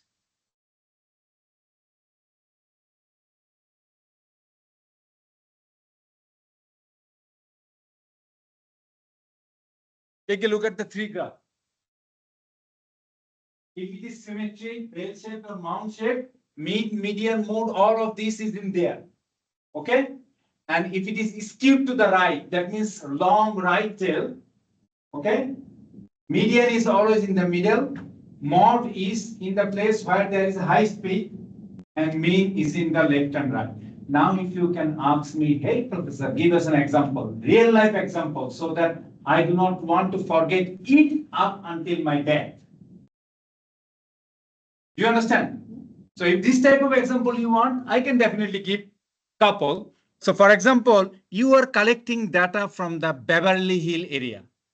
How much they make per year? Beverly Hill is a place where people make millions of dollars per year by making movie, right? Understand? In that data, if you collect the data, most of the people has a very high income, right? You are collecting data from a 100%. Most of the people has a very high income, right? But in your sample, some low income people like plumber, Uber driver, or maid, they are included in the sample. So they are making 50,000, 60,000, 70,000. Rest of the people making 2 million, 3 million, 5 million, right? So these few people drag the mean to the low, right? So that is why mean is in here. Do you understand? In Hattiesburg area, we are collecting the data. In our data, most of the people make 50,000, 60,000, 70,000, something like that, right? But rich people like Elon Musk or Bill Gates is included in the sample. They will drag the mean to the right, right? They will increase the mean. So that is why you are saying the high mean is in there. Do you understand the situation? So the mean is influenced by that. If just Elon Musk is included in our sample, he will destroy everything, right?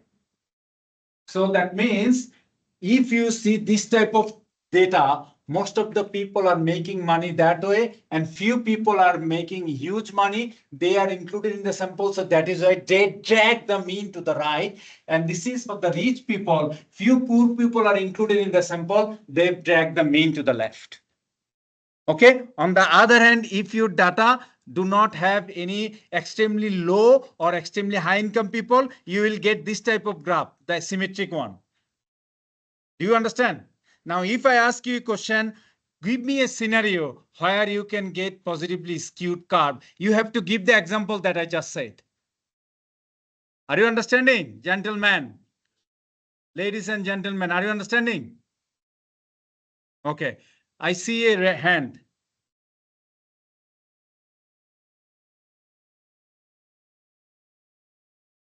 Data you are collecting, you went to collect data from the Beverly Hills. It is just the example I have given to you. Okay, when you will get this type of data, when you will get this type of frequency curve. Remember, data is quantitative data. You are making a frequency table. from the frequency table histogram, and adding top middle point, you want to get a frequency curve. From the frequency curve, you will say that, well, now my curve is skewed to the right or skewed to the left or symmetric. If your data is symmetric, so data is normal data. If data is not symmetric, skewed to the right, you said that, well, most of the people is in here. Few extremely rich people are included. So that is why it's skewed to the right. Data is, most of the data is here. Few poor people is included in the sample. So it's skewed to the left. Understand?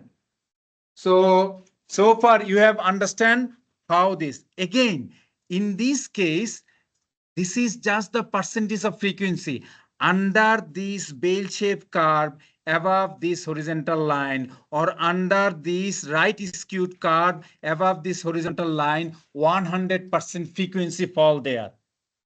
So when we will find the frequency, percentage of frequency, that will be our probability. Okay, that would be our probability. Are you understanding? Okay, now take a look before I going to the R. Another one I said box plot, right? The data that I have created. So data I have created, suppose it started with, let me see what is the minimum data and maximum data is in there. 5, 7, something like that. 21. So let me see, how can I write these things? How can I write these things? Okay. Did anyone write this data into, anyone write this data? Okay. If anyone write this data, could you help me by telling this data? Let me open the R. Let me open the R. I open the R. Okay. Can anyone tell me the data? 5, 7, 29, 16, 49, 40, 31, 29, 17, 16, 19, 22, 23, 41, 45, 35, 36, 31, 27, 26, 16, just 7. That's it. 19, 15, 24, 21. So this is the data. I will discuss more details about the R, but R is a software that was developed in 1991 in Auckland, New Zealand. It has a lot of applicability. Everyone know about the R? You do not know? You know something. Do you know? Oh, don't worry, I will teach you. Do you know R? Gentlemen, Georgia. How about you? You do not know, but don't get scared, okay?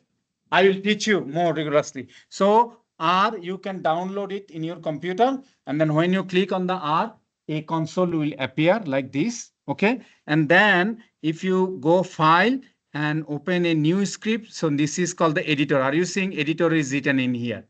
Editor will write, save, delete, and save it, editor. And console will get the output. For example, the data that I saved in here, I saved this data, okay? So just now I want to copy these things and put it in there, Control V, okay? So this is the thing. Now if I go to the Windows, tile vertically, so this part is my console, that is my editor, okay? So now if I want to clear these things, this is just the history when, what version, what. If I want to clear these things, Control L, everything clear, okay? Now I want to transfer these data from here to there. I want to transfer data here to there. Now if I want to write here histogram, hist D1, and then write it in here, this is the histogram. Just hist, okay? So easy, right? And if you want to do it in the Excel, I'm telling you, more than 10 times you need. Okay? Just 2 lines of code, right? This. Now, if I want to change here, I will change here. Come in here, hist, main,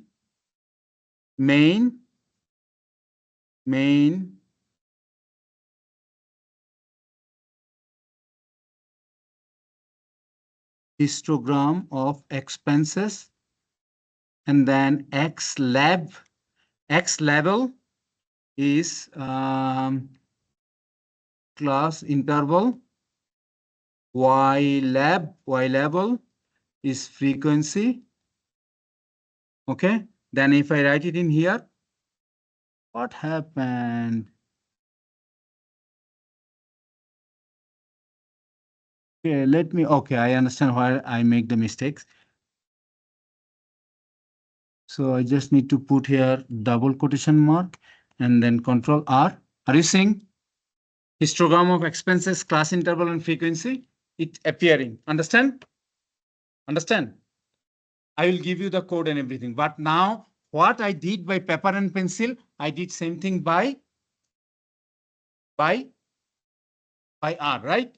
Now, if I want to do the same thing by using for the box plot, take a look what I'm doing. Box plot D1, and then see. This is the box plot. Okay. This is the box plot of the data. So in this box plot of the data, if I want to put a number, another number I am adding, which is equal to suppose 71. Okay. Now take a look at that. I added data 71. Now I want to put it in here. Are you seeing? I added a data point what? 71, right? I added a data point 71, right? Are you seeing there is a dot here? That is called the outlier. Understand? 71 is a very big data within the data set. That is Elon Musk. Do you understand? So box plot and histogram, we know 8 statistical measures. Understand? Box plot and histogram, we know how many? 8 statistical measures. How can I plot them side by side? I just need to go there. PAR stands for parameter, M multiple F figure, MF row, multiple figure by row, C 1, 2, 1 row, 2 column. And then if I do this thing, you will see the 4 figure.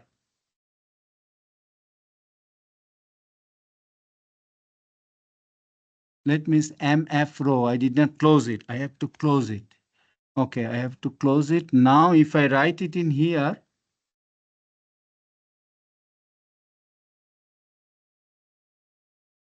here, are you seeing 2 figure together? So this one is the first quartile. I said 8 measure, right? 8 measure, right? First quartile, second quartile, third quartile. That is the third quartile. This is the first quartile. This is the second quartile, median. This is the third quartile. 3 measures, right? And this is the outlier, fourth measure, right? And then you can get from there minimum and maximum. What is the, this is the maximum value. That is the maximum value. And this is the minimum value. Minimum value in our data is what? 5. Are you saying this is 5, right? So this is the 5. If you want to find mean of D1, which is our data, you will see 5, right? 5.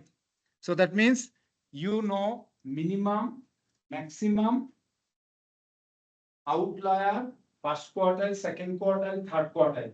These 6 measures you will get from box plot, and from the histogram you will know model class, which is this. This is the model class, right? Highest peak. 7 and 8 is what? The type of the curve. It looks like skewed to the right, right? So if the question is which 2 statistical graph gives you 8 statistical measures, then your writing will be what? Together. Anytime down the road, if you do any kind of research with the quantitative variable, always do box plot and histogram together so that you can get the complete picture of that variable. You understand? You learning something? Sure? Okay, so now how can we construct these things? By using our God-given hand. If this is the question someone asks me, well, I understand how to construct histogram by paper and pencil because you have shown it. Now show us paper and pencil. How can we construct box plot, right? So box plot from the data. I have to go where? I have to go there. This is the data, right? These data. Okay, now I am telling you how to construct box plot by hand. Okay, by hand. So from this data, you can arrange them in ascending order. Middlemost observation would be your Q2. Middlemost observation, which is this, which is this, which is this. Okay, which is this. Okay, this is the middlemost observation, this. So middlemost observations, then this half.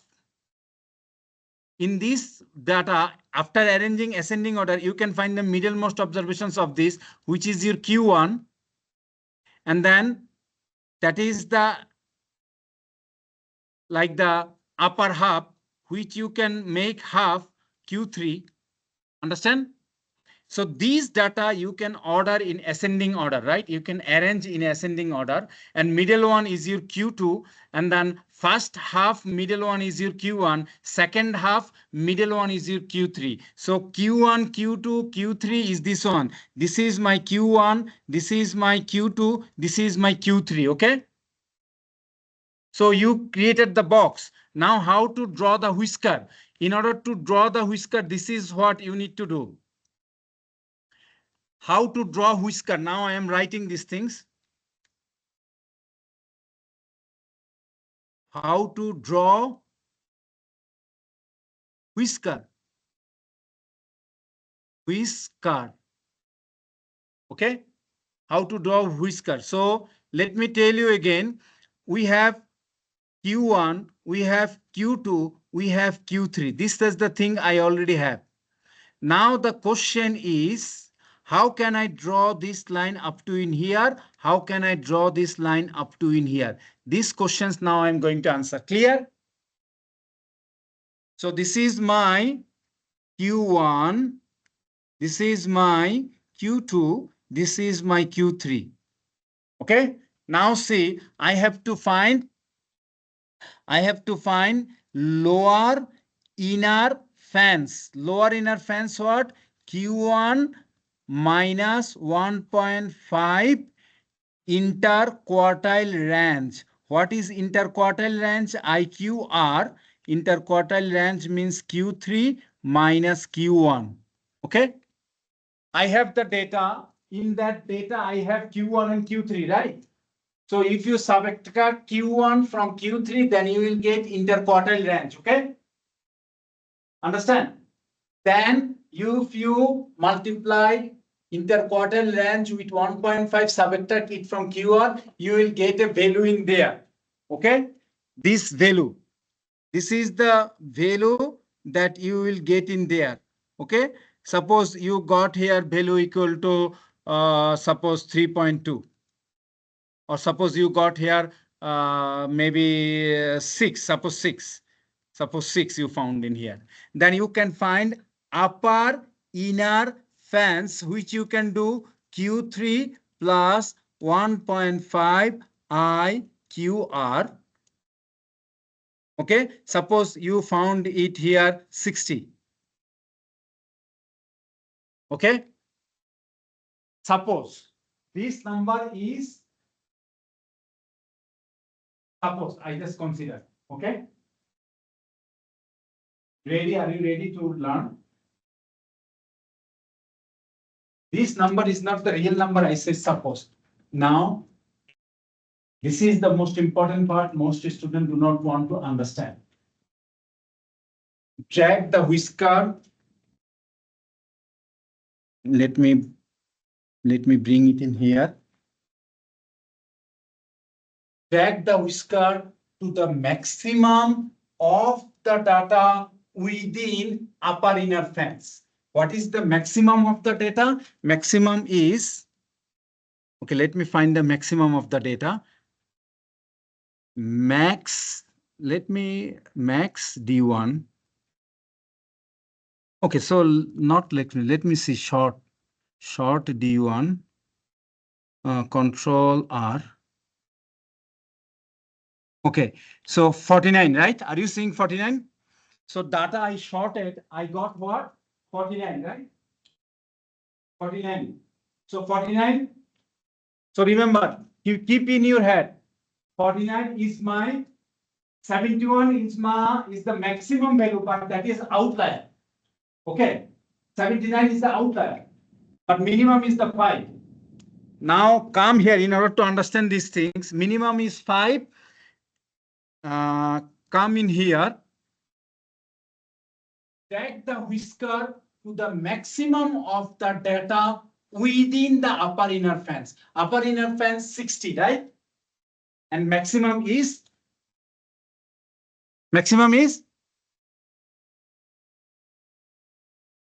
49. Let me tell you, listen.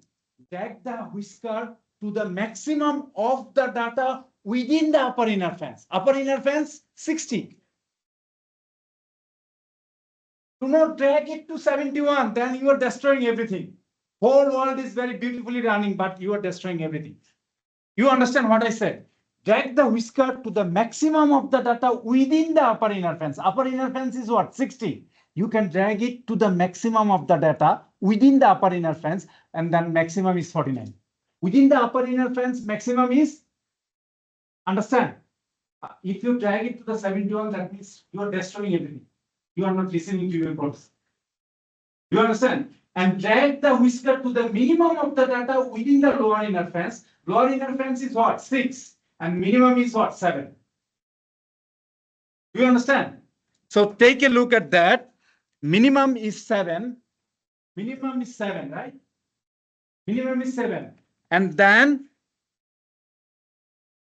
here is minimum is 6, right? So you cannot take it to the 5. You cannot take it to the 5. 6 is the lower inner fence. You have to stop it in 7. Are you okay, gentlemen? I am asking, are you okay? Okay. How about you? Are you okay? How about you? Are you okay? Are you okay?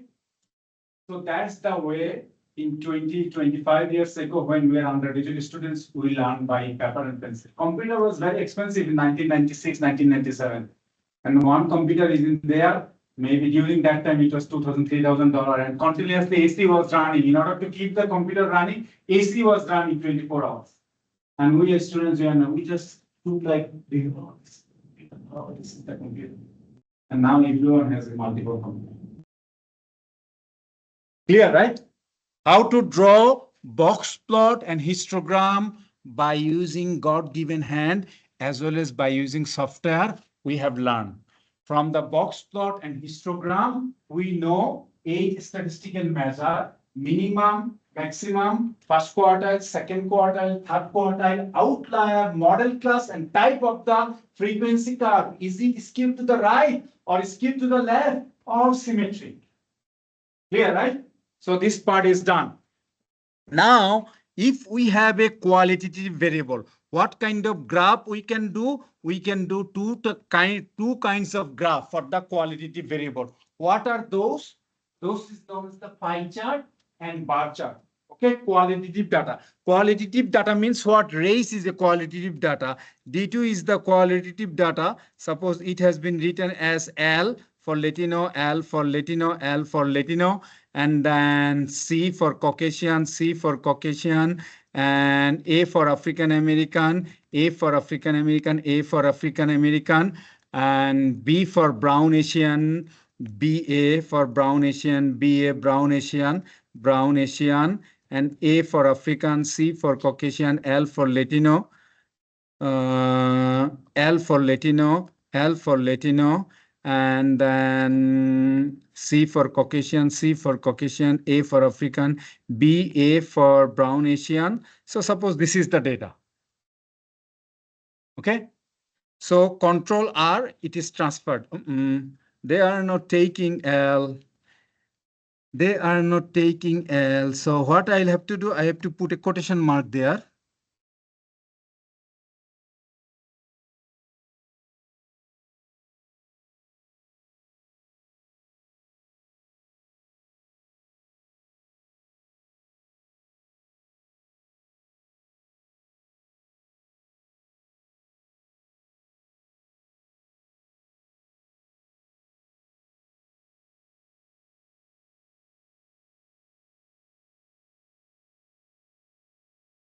Brown Asian. So let me see whether now it will be taken control R. It is now taken. Now I want to do what? Frequency table. Frequency table TABLE table D2.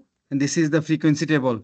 There is a 5 African American, 4 Brown Asian, 5 Caucasians, and 6 Latino. Now if I want to do PIE pi and then D2, D2, and before D2 I have to write here table.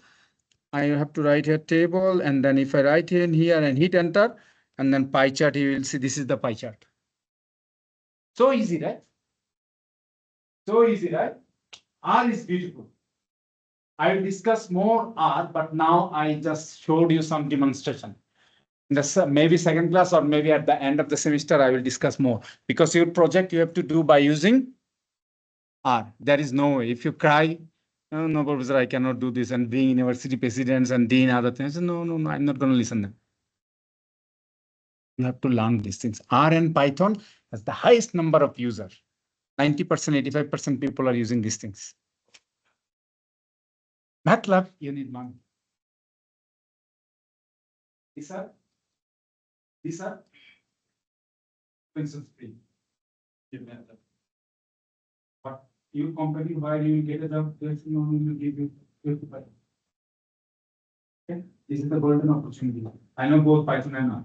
I can give you training in both. Okay. So you know how to do pie chart, and the same thing, pie chart, paper and pencil. I have the frequency. I construct a frequency table, put a circle, and according to the percentage, I will select the circle. Okay. And then if you want to do the bar chart, BAR, plot, table, D2, and hit enter. This is your bar chart. Okay. There is a way to put the color and everything. Okay. For variable, two charts, bar chart and pie chart. If quantitative variable, two chart, histogram and box plot. Histogram and box plot give the complete picture of a quantitative variable, shape of the distribution. Clear, right? Okay. Now I want to discuss something different.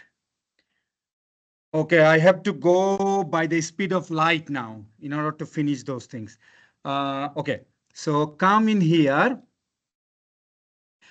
Okay, take a look at that. If you got the frequency curve like this, which is symmetric, okay, this is the middle, okay. If you got like this, so this is your X bar, which is mean, and this is your standard deviation, which I'm going to discuss later now. Within one standard deviation, X bar plus S, X bar minus S.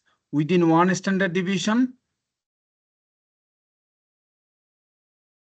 you will get 68% of the frequency or 68% of the data.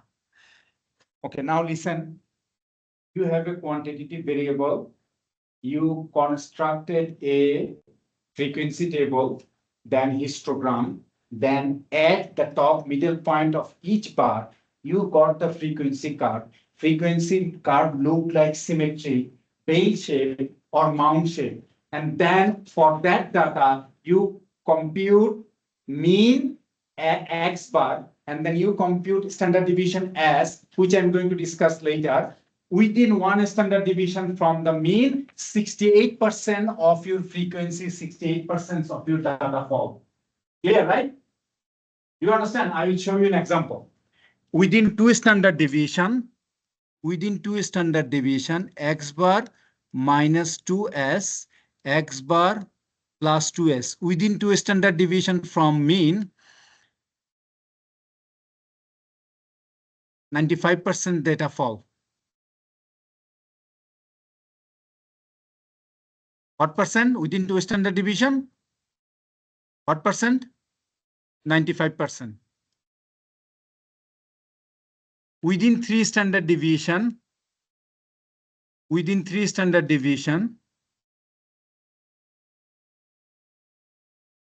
x bar plus 3s and x bar minus 3s, 99.7% data fall. 99.7% of the data frequency fall. Clear? Clear? Okay. Now, if you want me to show a real life example, let me show you.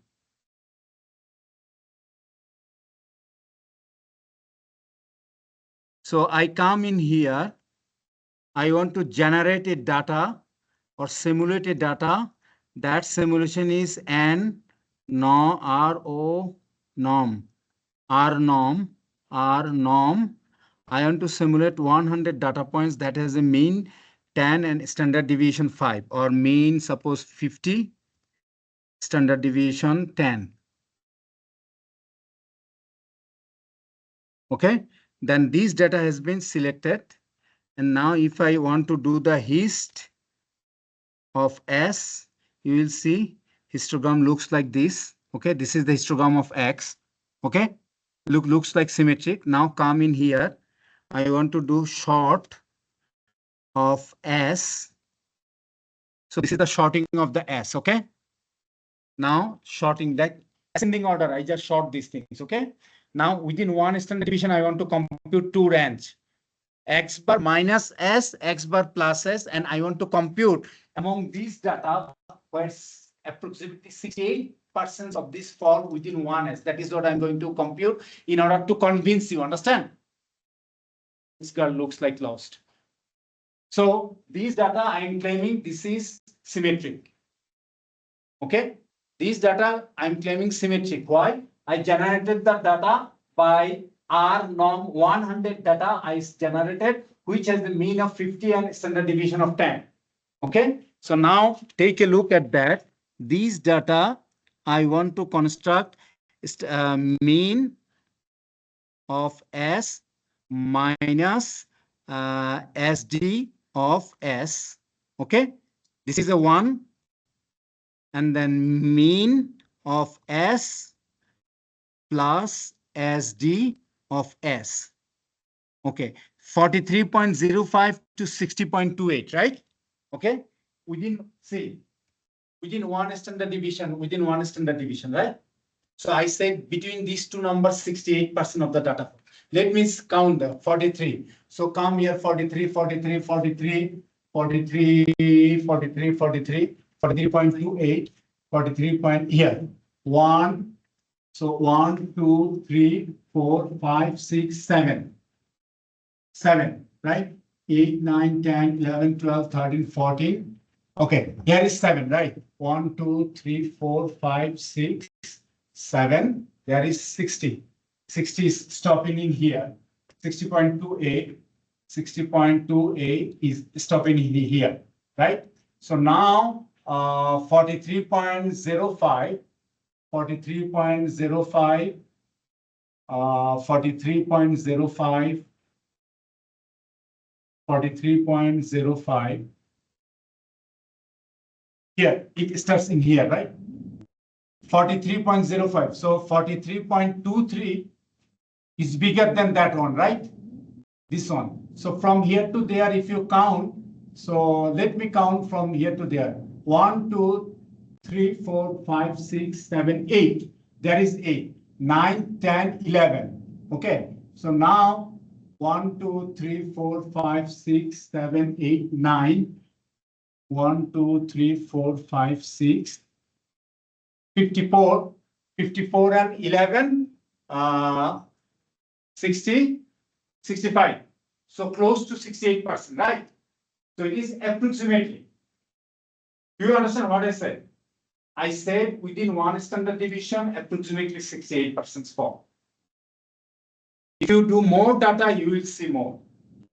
So what you have learned, if you have a quantitative variable, and then you construct a histogram at top middle point of each bar, got the frequency curve that looked like symmetry, then within one standard deviation from mean, 68% data falls.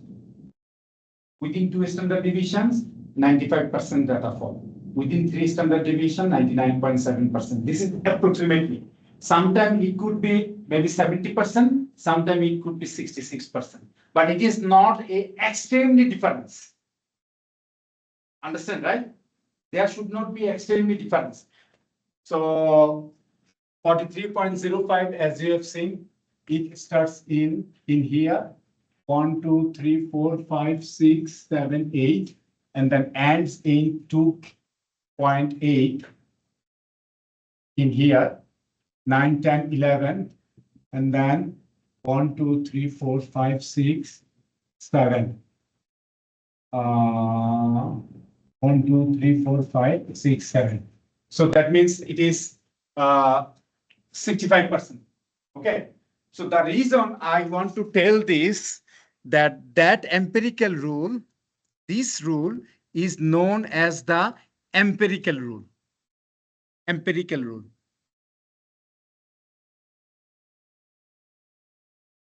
This is known as the empirical rule.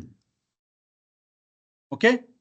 After empirical rule, there is another rule. That rule is known as the Chebyshev rule.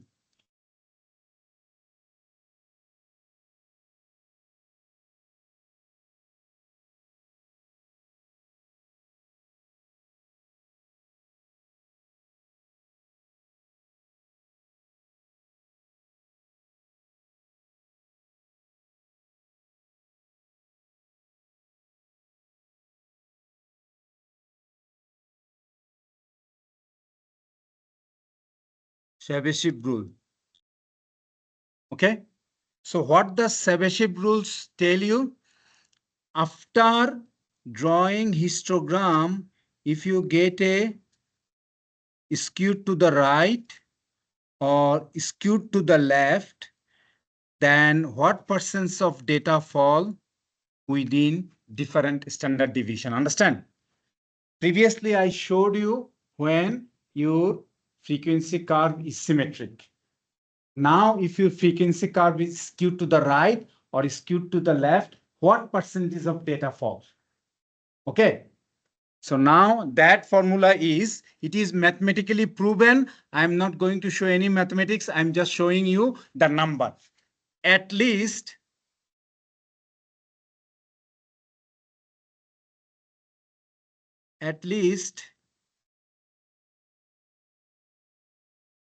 1 minus 1 over k square percent data falls within k standard deviation. What does this mean? So this means if k equal to 2, then 1 minus 1 over k square, which is 1 minus 1 over 4, 3 over 4, equal to at least 75% data fall within two standard deviations. Understand? If k equal to 3, if k equal to 3, 1 minus 1 over k square, which is equal to 1 minus 1 over 9, 8 over 9, which is equal to at least 89% of the data falls within 3 standard deviation. You understand what I mean here? I have a data. I construct a histogram. I add the top middle point. I got skewed to the right or skewed to the left.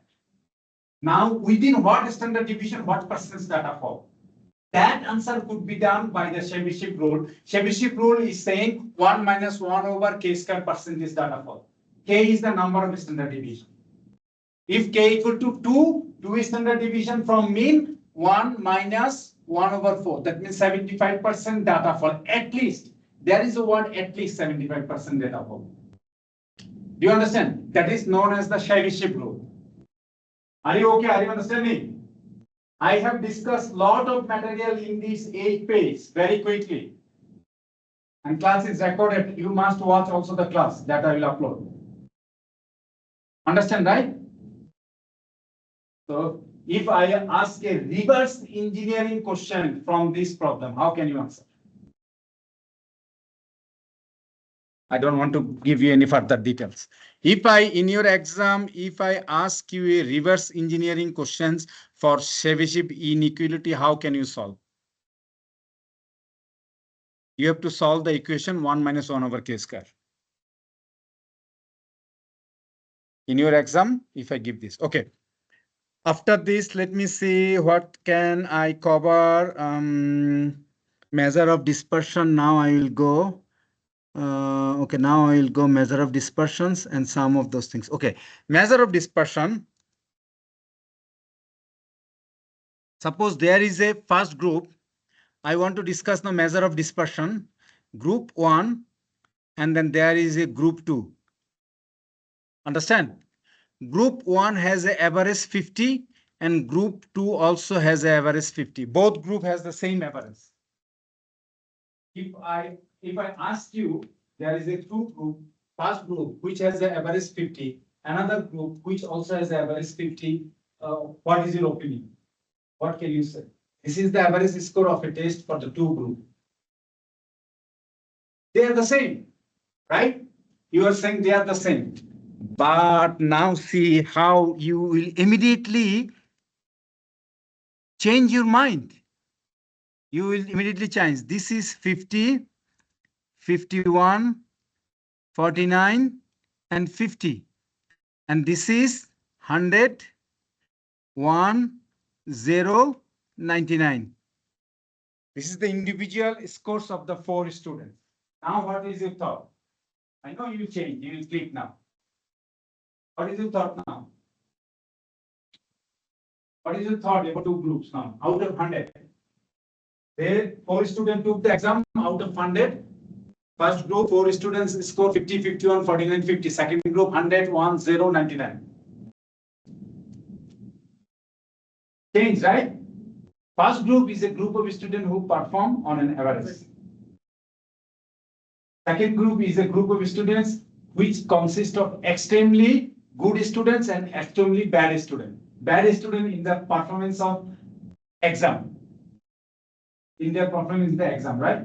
But this is a short data, 4 data points that you can immediately visualize and make a decision. How can you make a decision when there is 500, 600 or 5,000 data points? How much time will it need? A lot of time, right? To visually inspect each of the 5,000 data point, it will take maybe 30 minutes, 40 minutes, 1 hour. So our forefather gave a measure that is known as the standard deviation. If you compute standard deviation, you can immediately say which data is more consistent and which is not more consistent. The smaller the standard deviation, the more consistent the data is. The bigger the standard deviations, the more spread out of the data is. Understand? That could be done by the standard deviation. So what is the definition of the standard deviation? Standard deviation written as SD, written as S, it is written 1 over n minus 1 sum of xi minus x bar square and this. So what is the definition? Definition is average distance of each data point, average distance of each data point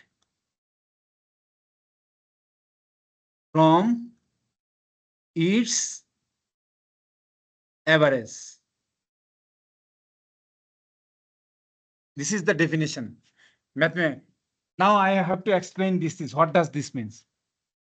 Average distance of each data. This is the distance, right? Xi minus x bar. This is the distance, right?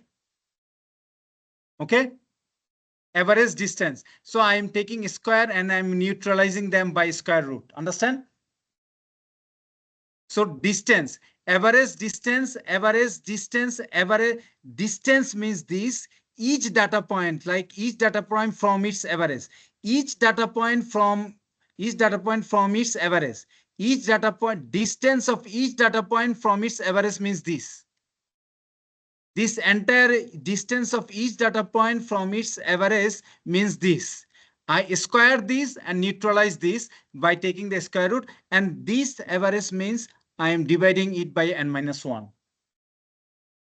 So standard deviation means average distance of each data point from its average. If there is a exam score for the biostat class of USM and biostat class from the University of Mississippi, and then if you compute their average as well as their standard deviation, the smaller the standard deviations, the data is more consistent.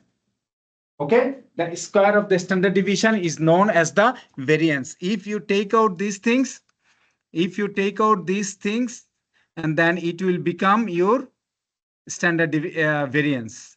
Then it is known as the variance. If you put a square sign and take out this, then this is called the variance. A square of a standard deviation is called the variance.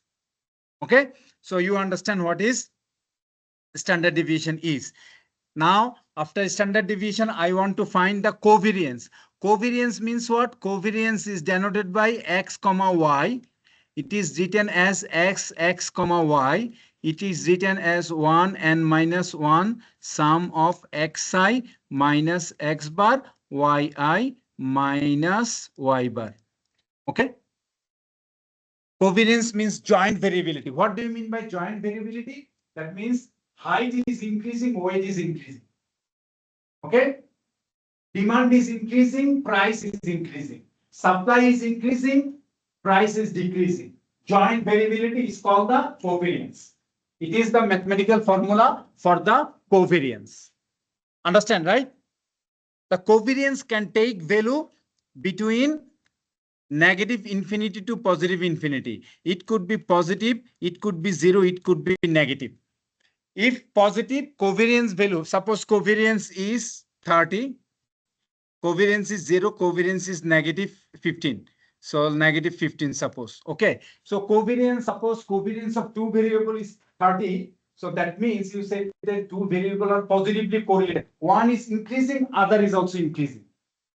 Understand? Are you understanding? Covariance is negative means what? One is increasing, other is decreasing. Understand? Covariance.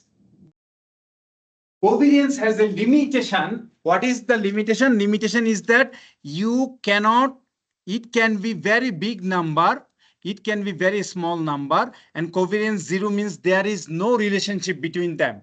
For example, if you want me to draw the picture, suppose this is my X, this is my Y. Okay. Suppose X is the price, and Y is the demand. Okay, Y is the demand. X is the price, Y is the demand. If price is increasing like this way, demand is decreasing like this way. Okay. If supply is increasing like this way, and then price is going down. Price is going, if this is a price, price is going down.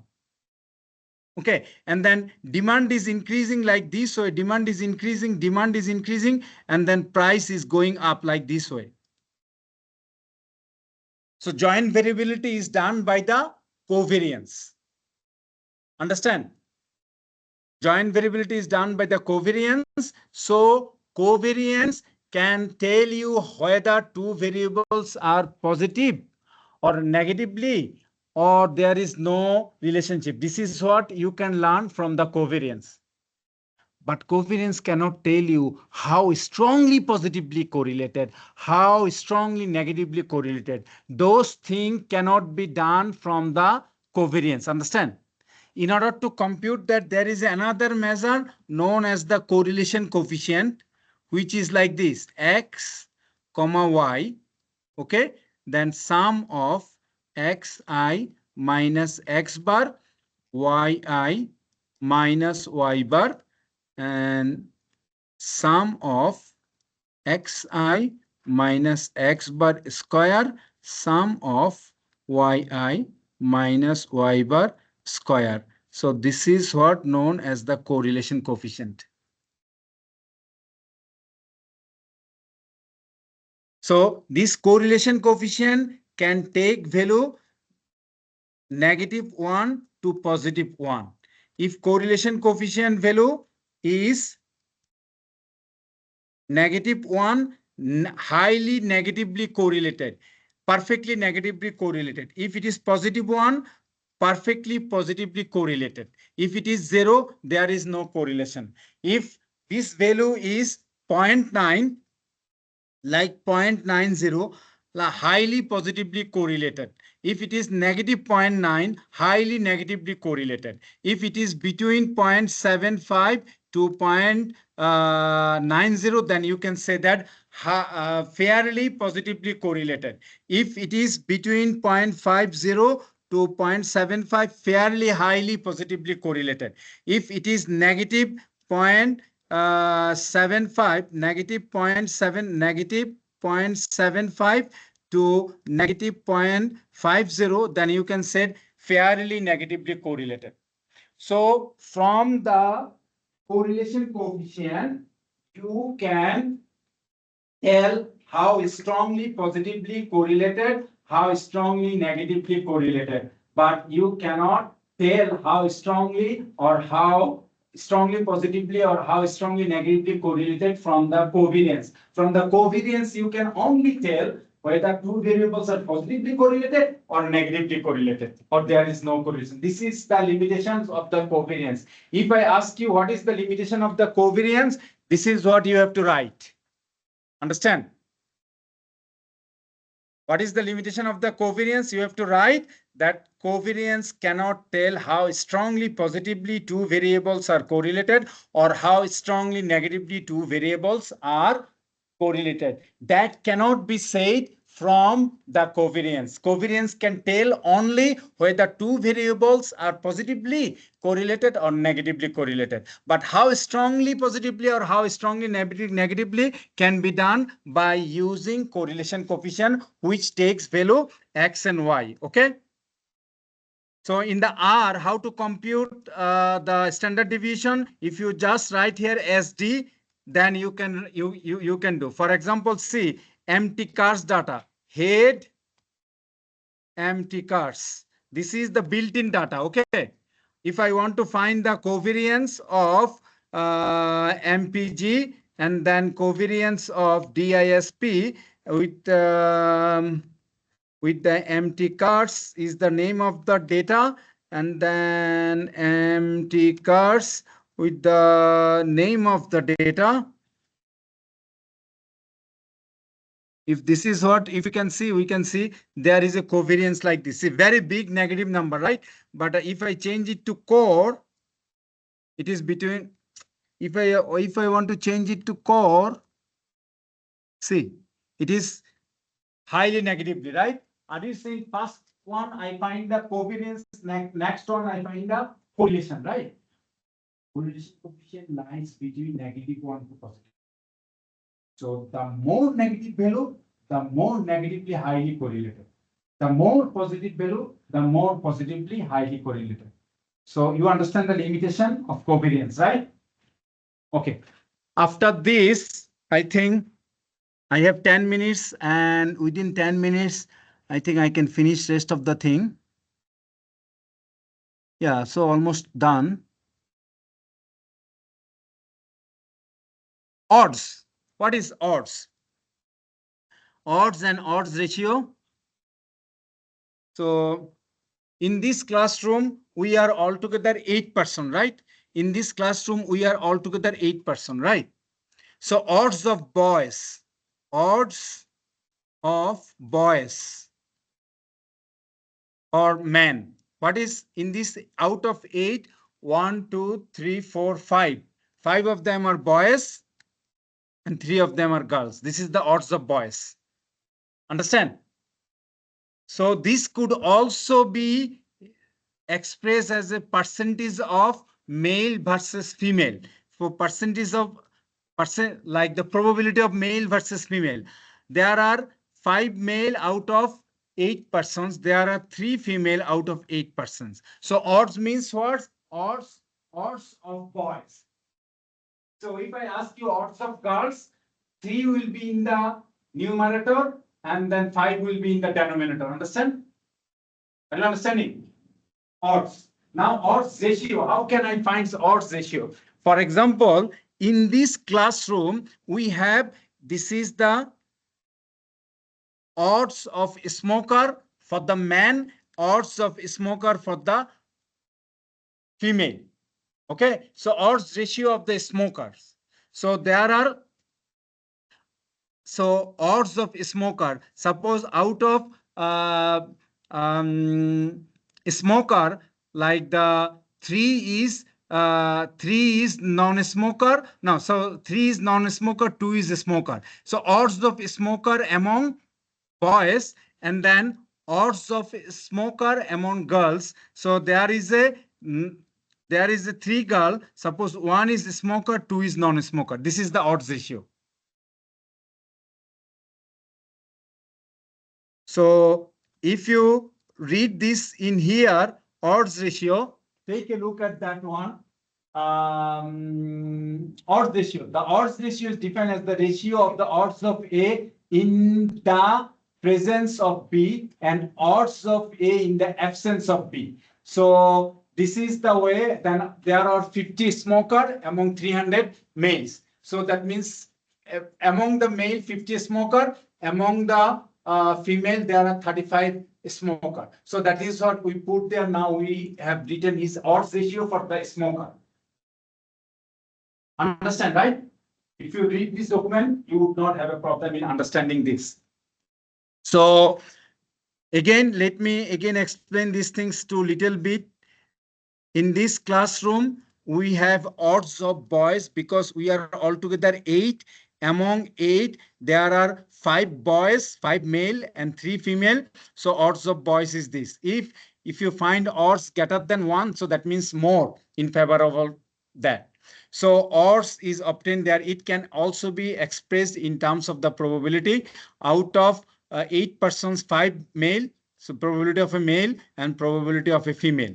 Okay, now if I want to find the odds ratio for a smoker, I have a female population in here, I have a male population in here. Out of 300, suppose 50 male is a smoker. So 50 smoker and 250 non-smoker. This is the odds of a smoker for the male.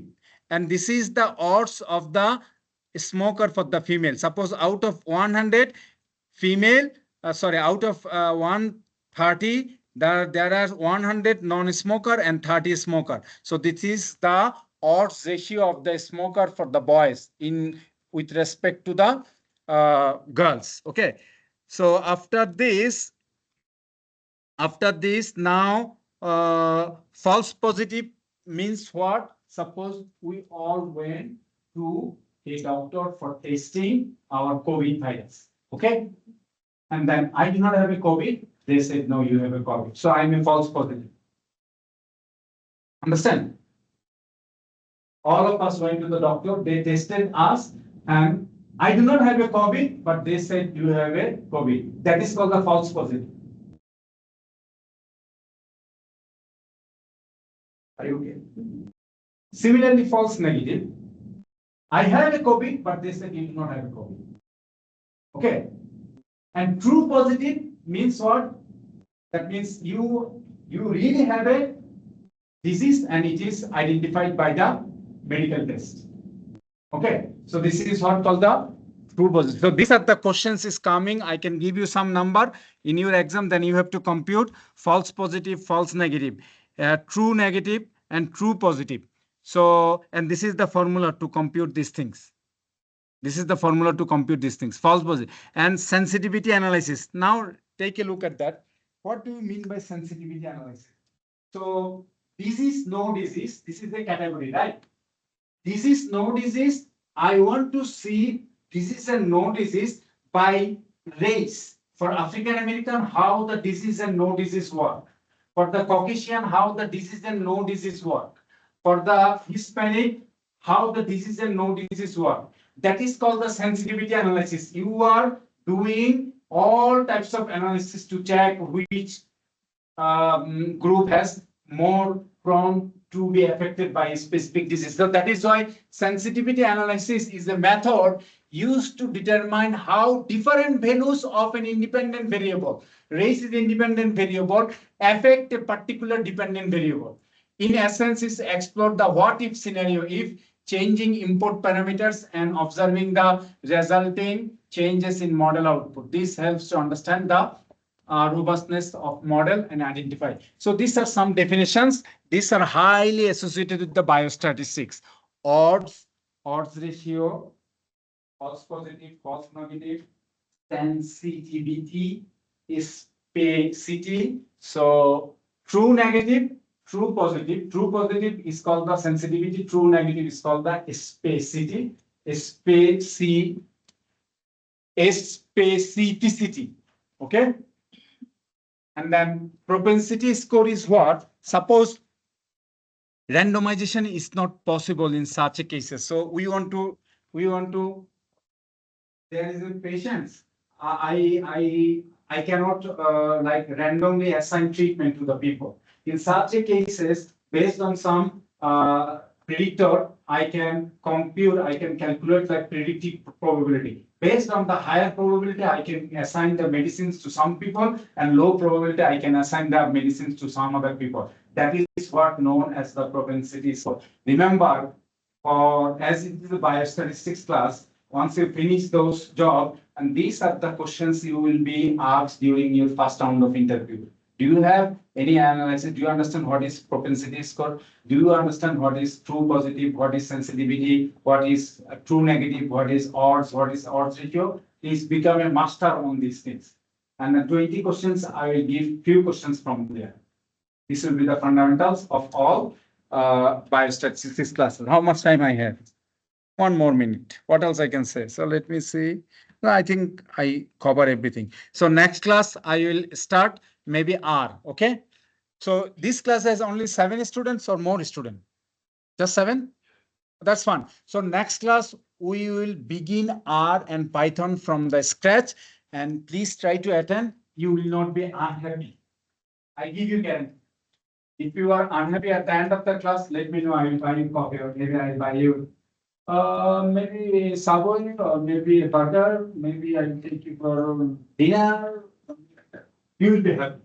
And maybe you will ask me, Professor, let us go with us for a dinner. We will offer a dinner. Okay? See you next week. Okay? I will upload this class in the online. Okay? Okay, so stop sharing. Let me stop recording. Stop recording. Yes.